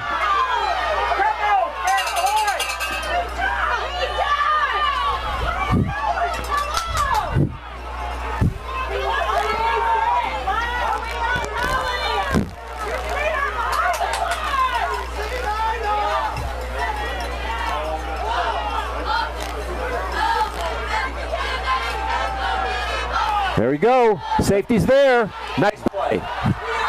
That was Jaden Rutherford right there. That was Rutherford. You called the play, but he had good underneath coverage there by Judson Statham and good over-the-top coverage by Adam Hood. Excuse me, not Adam Hood, but good over-the-top coverage by Connor Catlett. And Pigeon Forge will take over at the 36. So, a little bit of a questionable call there. With a 1-point lead, I would have rather punted the ball and pinned him deep. Now you give him fairly good field position, and with a 1-point differential on the on the missed extra point, you have a situation now where if Pigeon Forge can score and convert, they'll have an 8-point lead. 10 minutes left. Clabough's Campground 1st and 10. They'll go to the ground, and that's going to be a big run. There goes Little. And they cannot bring that man down. What a tremendous run there by Aiden Little, as he's going to get all the way down to the 46-yard line of Northview Academy.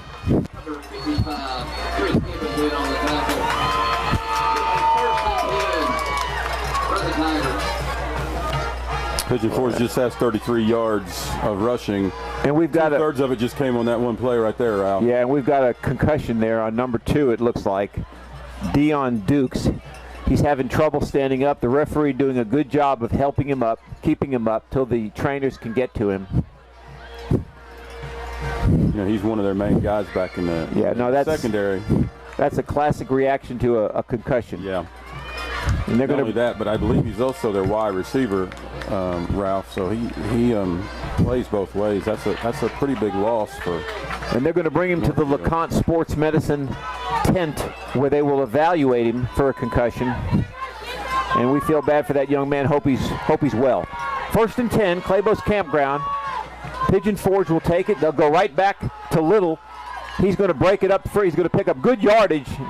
I'll tell you, that kid is tough. He is a tough runner. Just keep moving, Ralph. You know, it's a good thing it's going to be raining tomorrow morning, because that young man's going to be sitting up in his recliner relaxing, because he's going to be a little sore. But of course, when you're 17 years old, you don't feel those hits quite as much as you do when you're our age. All right, 2nd down and 1 from the 37 of Northview Academy. Clock running, 9 minutes remaining. This time they're going to give it off to number 4, Blake Hill. He's going to be stopped. He picked up he might have the first down, judging from where I see that referee or that official coming in. Let's see. He's close if he didn't make it.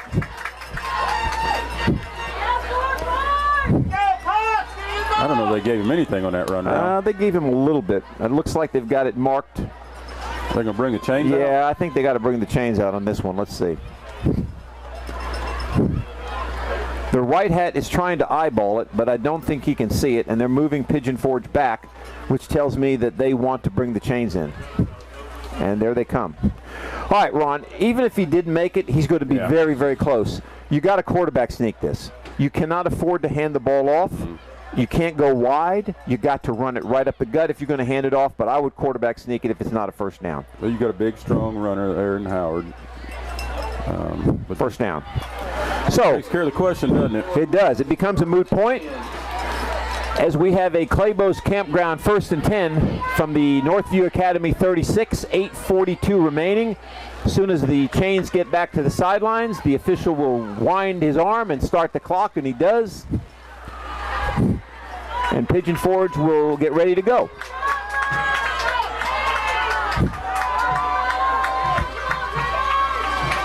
They'll go right up the gut, and they'll pick up maybe 3. Yeah, we'll call it let's call it 2, actually. Aiden Howard on the carry. Jackson Gent on the tackle, along with Richard Bell. It's a gain of what, Ralph? 3? Let's call it 2. 2nd and 8.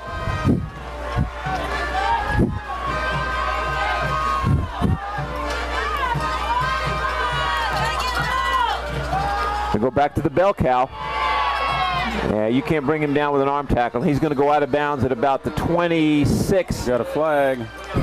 That could be a late hit out of bounds. Oh, no, they're going to call holding.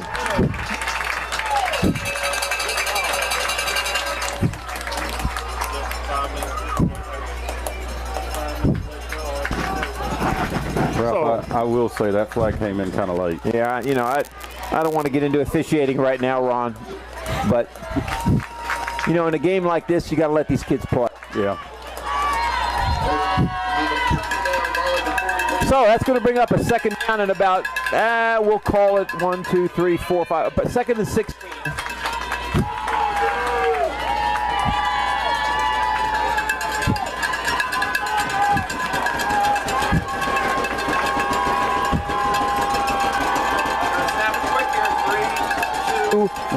And he gets it off. There it is, flat pass. Not open. Run it. You got to run it. Here. Use your speed and run it. Throw it away.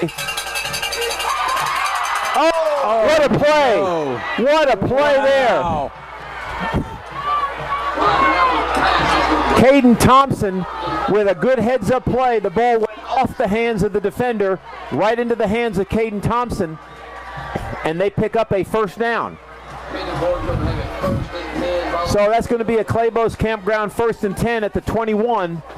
Under 7 minutes remaining, and it's go time here for Northview Academy, Ron. They have got. I think Dalton Biggs right there was thinking about running that back for 6. Unfortunately, you got to secure the ball before you do that. Yep, they give it back to the bell cow. He picks up maybe 1. We'll give him 1 yard. Jackson Jen on the stop. 2nd and 9.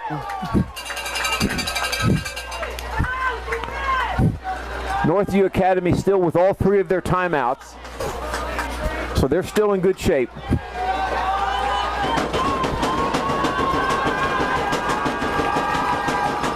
Right up the middle. Nice run down to about the 15. Howard on the carry.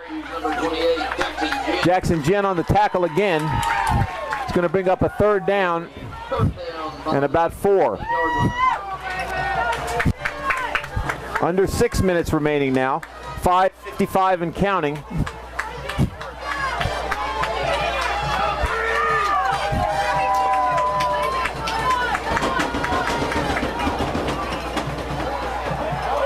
Way to hold on to him, yep. Good tackle there. Richard Bell again. Richard Bell on the tackle, Aiden Howard on the carry. It's going to bring up a 4th down.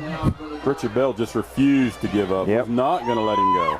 And if I'm Pigeon Forge, I'm letting the 25-second clock run all the way down. I'm calling a timeout, and I'm going to talk about it. So let's see. 4th down.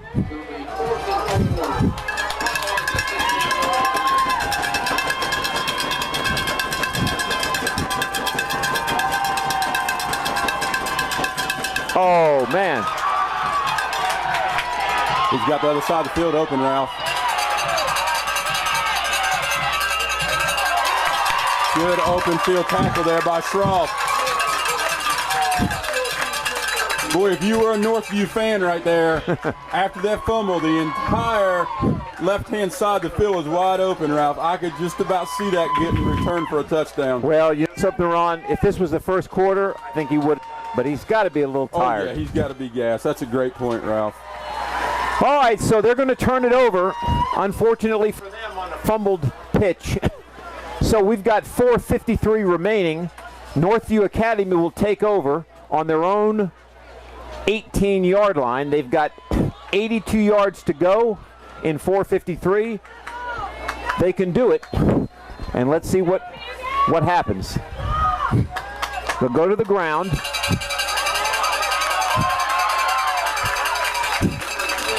Nice run by Gildersleeve. He's going to pick up a 1st down. Another Clabough's Campground 1st and 10.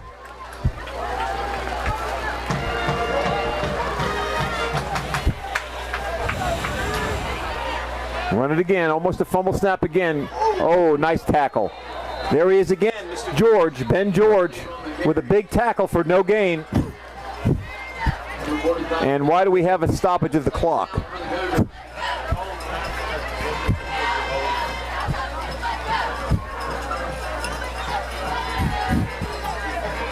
Oh, come on.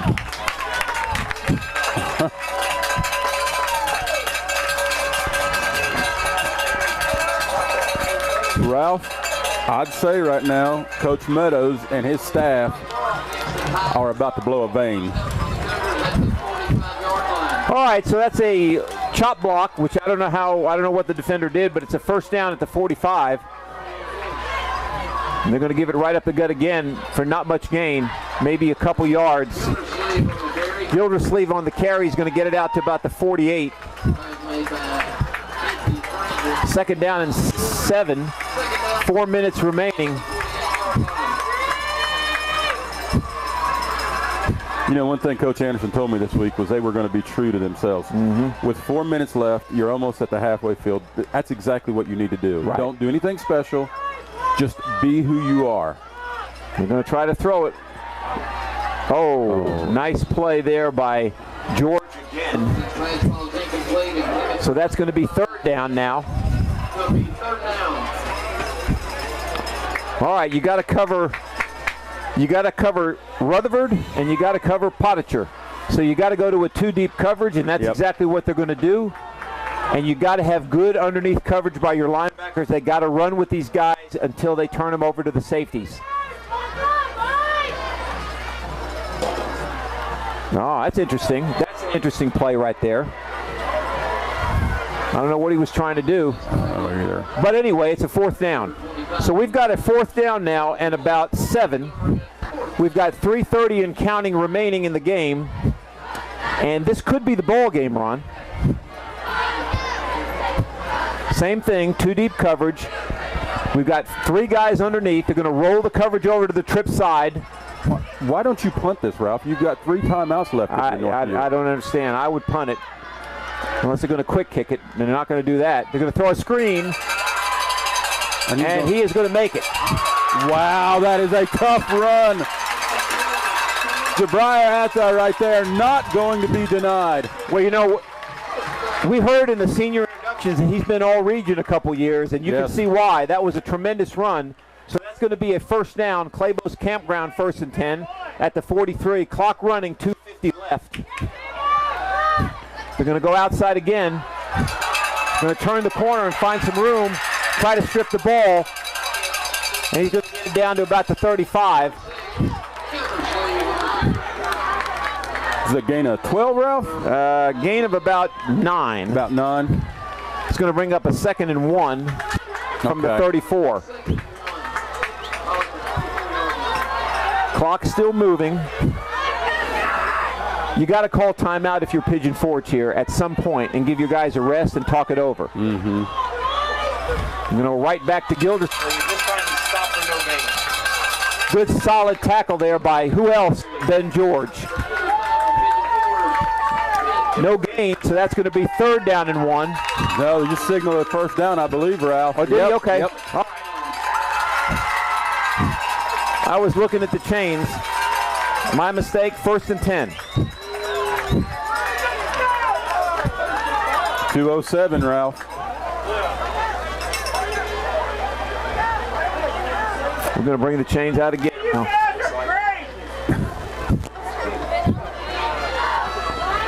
So now, with this stoppage of play to measure, I'm going to go back to my broken record. You got to call timeout if you're Pigeon Forge.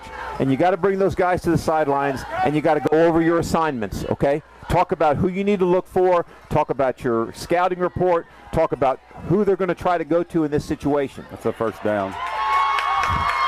You're spot on, Ralph. You cannot, if you are the secondary of Pigeon Forge, you cannot have any kind of broken coverage right now here at all. No, you can't. And sooner or later, they're going to have to put the ball in the air. So they're going to rotate their coverage now, go to a single high look receiver. Going to throw a little out pass there, and they are not going to get him. Knock him out of bounds at about the 31. We got holding. Holding against Northview. Is that holding? I thought there for a second, Ralph, Wyatt Howard right there may have been a block in the back, but maybe not. So that penalty is going to move the ball back to the 43 of Pigeon Forge. It's going to be a first down and about 21. 4 receiver set right here.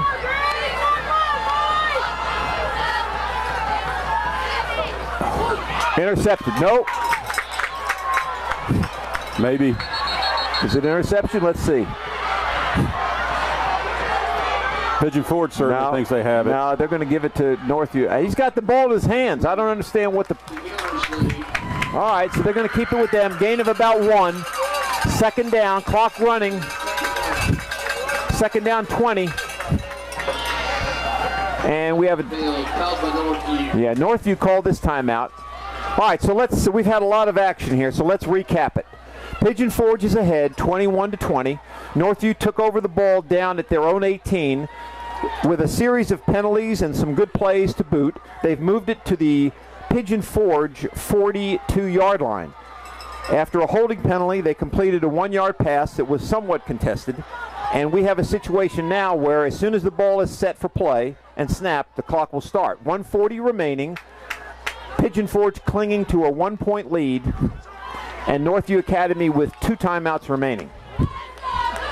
At some point here, Ron, would you not think they've got to try to get some chunk yardage? Yeah, one of the things that I just noticed, one of the assistant coaches had grabbed a hold of Jabrar Atta and told him that he's got to start going north and south instead of stretching everything out so far. Yeah.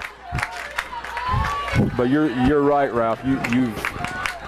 This is not a tied ball game. No, they're that's down by a point. That's right.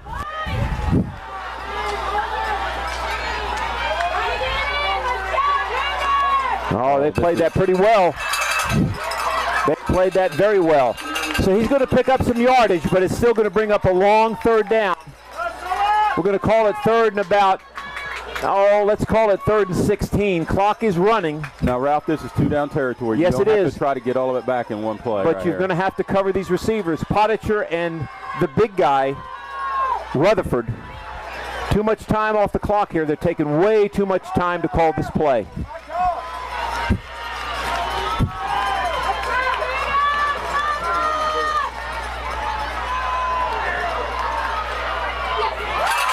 Incomplete. Nice play. Great play there by Coven Bright. Just looking at how DeMoss reacted to that, I'd say that ball was in his belly for a split second. Yes. So now this is the ball game here. We got a 4th down, 4th and about 16.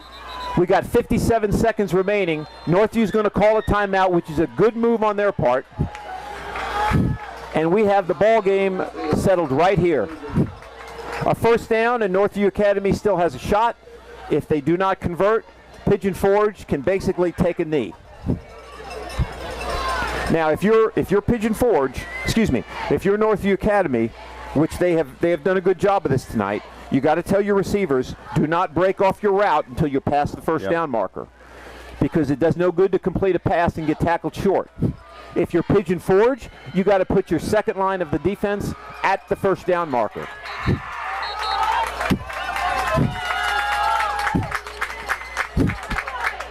I would go to a cover 4 here, and I would bring my corners off the ball, give them anything underneath, but nothing deep. Yeah. And that's what they're going to do. Well, actually, they're in a cover 2. Their corners are up tight. But they've got pretty much everybody back. Rush 2, Ralph. That's holding. And that's the ball game right there.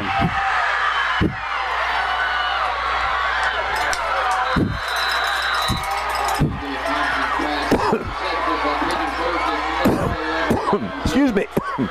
Number 11, Adam Hood with the interception.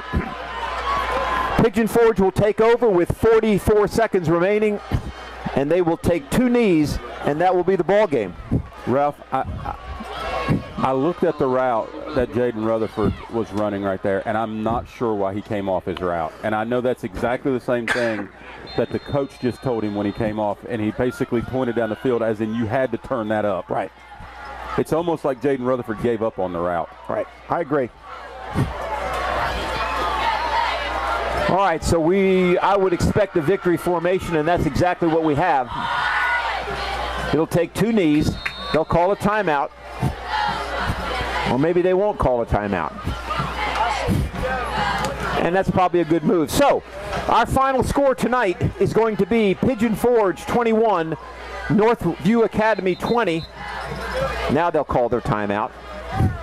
So we got 28 seconds left, but it doesn't matter. The final score is going to be Pigeon Forge 21, Northview Academy 20. Pigeon Forge will improve to 3-4 overall. They will go to 2-1 in the region, and that puts them in very prime position to nab that third spot in the region for the playoffs, or at worst, the fourth spot. Northview will drop to 2-5 overall. They will be 0-3 in the region, and pretty much eliminates them from playoff contention given the remainder of their schedule. Anything can happen, but as we talked about, this was a devastating loss for them. And so, Ralph, when you look back at this game, we'll talk about stats here in just a moment. This was a game that statistically Northview dominated. No, I don't disagree with you at all. 4 turnovers counting that last one. All we need is one more executed snap. We get it. We take the knee. That's the ball game. So, our final score tonight, once again, the Tigers of Pigeon Forge come down the mountain to Northview Academy and steal a 21-20 victory with 4 turnovers courtesy of Northview Academy. Both teams played very well. It was a great ball game. We'll take a break, and then we'll come back with our wrap-up right here on the Your High School Sports Game of the Week.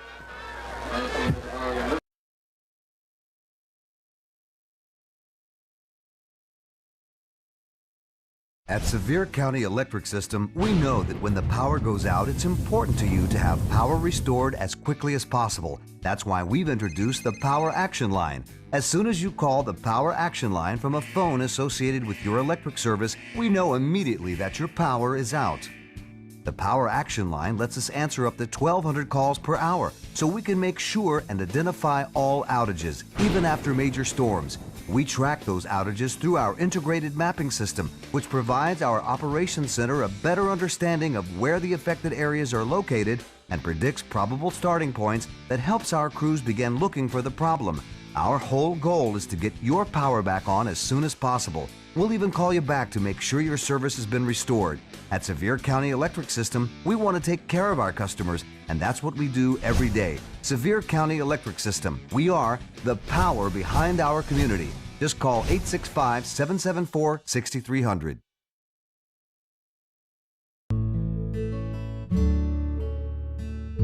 Tune in to the Alewine Pottery Channel 196. Watch local craftsmen and learn of the rich Smoky Mountain heritage and history. Meet Robert Alewine and his family as they take you on their journey of their successful pottery business in the Gatlinburg's arts and crafts community. Established by Robert Alewine more than 30 years ago, this business has grown up with the Alewine family. Alewine Pottery is renowned nationwide, not only for their stunning handmade ceramics, but also their friendly, fun-loving family atmosphere. Tune to Channel 196, the Alewine Pottery Channel, and enjoy these great stories. Clabough's Campground and Cabins and Clabough's Market and Grill have been family-owned and operated since 1978. Clabough's Campground is spacious, with 320 sites including vacation homes and cabins. Great location for family reunions and large groups with entertainment on the weekends. Make reservations at Clabough's Campgrounds and Cabins, located on 405 Wears Valley Road, Pigeon Forge.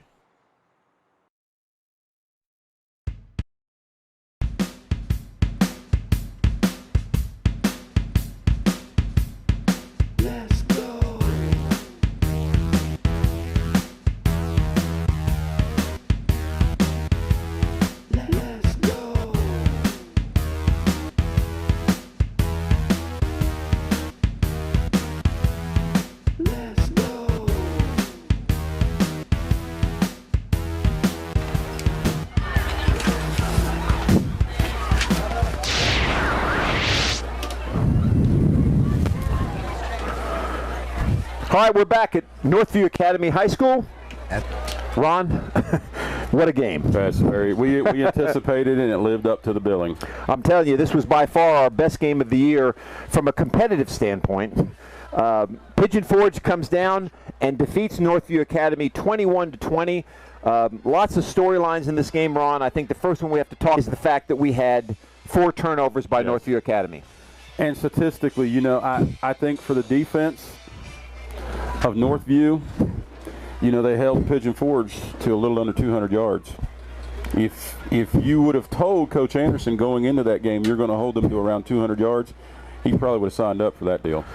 He would have. And you know, really, you know, I'm looking at the huddle there on the field of Northview Academy. this is a ball game they should have won. Yes. I mean, we had 4 turnovers. The first 2 fumbles led to the first 2 touchdowns by Pigeon Forge. Northview got the momentum back, and then a couple more turnovers. Well, my phone is going off, so I'm going to turn it off. Sorry for all you people at home who heard that. Well, Ralph, let's just put it in relative terms in the second half. Northview had around 160 yards total offense in the second half. Yeah. Pigeon Forge had about 60. You know, you feel for these young men from Northview, you know, because this would have been a big stepping stone for a team. Now, it's not over. Right. Strange things have happened. We've seen it. But this would have put them in the driver's seat for a playoff spot, a team in Northview that has not been to the playoffs since 2017. Meanwhile, for Pigeon Forge, this keeps them in the 3 seed in all likelihood. No question. And maybe in an outside shot of going at the 2. No question, yeah. No question. Go ahead. So, you know, Ralph, you had to protect the football, and simply put, Northview didn't do that tonight. And before we get too critical of Pigeon Forge, they made the plays they needed to. Yes. Okay. I mean, they recovered the fumbles. They caused the fumbles. They had a couple interceptions. Okay. And they drove. It was 14-14. They drove the length of the field to score a touchdown to put them ahead, and they blocked the extra point. So we got to give those kids credit for making the plays they needed. Now, they did get a little help, but they also performed when they needed to perform. So this is a Pigeon Forge team that I have to say, coming away from the game with Sevier County, I didn't think a whole lot of them. But you know something? Coach Meadows, you got to give him kudos. He had these guys ready to play tonight. Yeah, and you know, Ralph, at the very least, what you can say is that they came into hostile territory and they took care of business. They sure did. And that's not always an easy thing to do on the road like this. And I know you're not going to like me doing this. I'm going to do it anyway. Let me also say that there were several calls in the second half. No question. That went against Pigeon Forge that were very questionable. No question. And that could have flipped the game as well. No question. You know, and again, I'm a big proponent of a game like this. You got to let the kids play. Yeah. Okay. Now, we're up here. We can't see a whole lot, but there were some questionable calls. But outside of that, which we'll leave right there, just a very competitive game. Pigeon Forge, you know, it's kind of like a boxing match. You talked about it. Yep. Pigeon Forge came out, threw the first punches. Northview Academy absorbed them. They came back and they punched back. I mean, it was a really good football game aside from the turnovers. And Pigeon Forge now sets himself up. If they can take care of business, they should be in the playoffs. You know, they've got a game coming up against Gatlinburg-Pittman, and that's going to be a big game. Yeah, and I don't know where that game is at. Do you know off the top of your head? It was a GP last year, so I believe it would be a Pigeon Forge. All right, so if they can take care of business there, they could be the second seed. They could be. Yep. But either way, they're in the driver's seat for a playoff spot. Northview Academy is going to have a lot of help. But either way, Northview Academy played well. If they can correct some of those turnovers, you know, they should be okay. So we're going to catch our breath as we drive home and tell you that we've certainly enjoyed bringing you, by far, our most competitive game of the year. Let's talk a little bit about, first, we have to talk about our play of the game, the Buddy's Barbecue play of the game. And, Ron, what do you think it was? Yeah, the pick there by Adam Hood, just to set the situation for that pick. Northview had just gone down. They had scored a touchdown. You and I were talking about, hey, this is their opportunity to sort of be in a good position for the rest of this game. And they were marching methodically down the field. DJ Thompson gets a little rushed, can't set his feet, overthrows Pottinger, who is open, by the way. Adam Hood with the pick sort of turns the game, because what that does is he gets all the way down to about the 18-yard line, and Pigeon Forge is able to push it in. Exactly.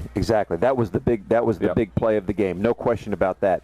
Let's go now to our player of the game, sponsored by Clabough's Campground. And Ron, we had a little discussion about this, so I'm going to throw out the second name, and you come back with the first name, okay? Yes. I loved the night that Ben George had at linebacker. Number 45, he made play after play after play, and great game. But there's another guy for Pigeon Forge that really was the workhorse tonight. Yeah, and you know, Ralph, if Pigeon Forge was around 200, you'd probably say 120 of that came from Aiden Little. No question. And just his determination and perseverance to keep those legs moving, he was a handful tonight. And you know, Ralph, to your point, I think it's real easy for us to find a skill player and say that's our player of the game. That's right. You know, but with Jorge right there, I think he did. And we talked about that defensive line tonight, how important they were going to be. Anytime you see a 3-4 defense, and he stood up tonight. He did. He knifed his way through. He made several plays. So, you know, I have no issue at all with Ben Jorge. We do want to thank as well and continue to mention Sharp Plaque Masters for helping us sponsor this year's Player of the Week. So go tomorrow, by the way, to our website, yourhighschoolsports.com, and vote for our Player of the Week. We'll have 2 more there tomorrow, one from the Tri-Cities area and one from the Knoxville market. So do go tomorrow and cast your vote for the Player of the Week. Okay, so that's our broadcast today from Northview Academy. By far our most competitive game. I hope you enjoyed it. We enjoyed bringing it to you. The final score, once again, from Northview Academy, the Pigeon Forge Tigers 21, the Northview Academy Cougars 20. For Ron Marvel, I'm Ralph Miranda. For our producer, Roddy Woods, and, of course, Chris Reddick, our producer here on the spot, we want to thank all of you for your service. We want to thank you for your watching our broadcast, and we invite you to join us again next week. We've got a good one for you next week, as we'll be at Oak Ridge for the battle between Greenville and Oak Ridge. I also want to thank Harrison Plumley, our cameraman. We'll see you next week.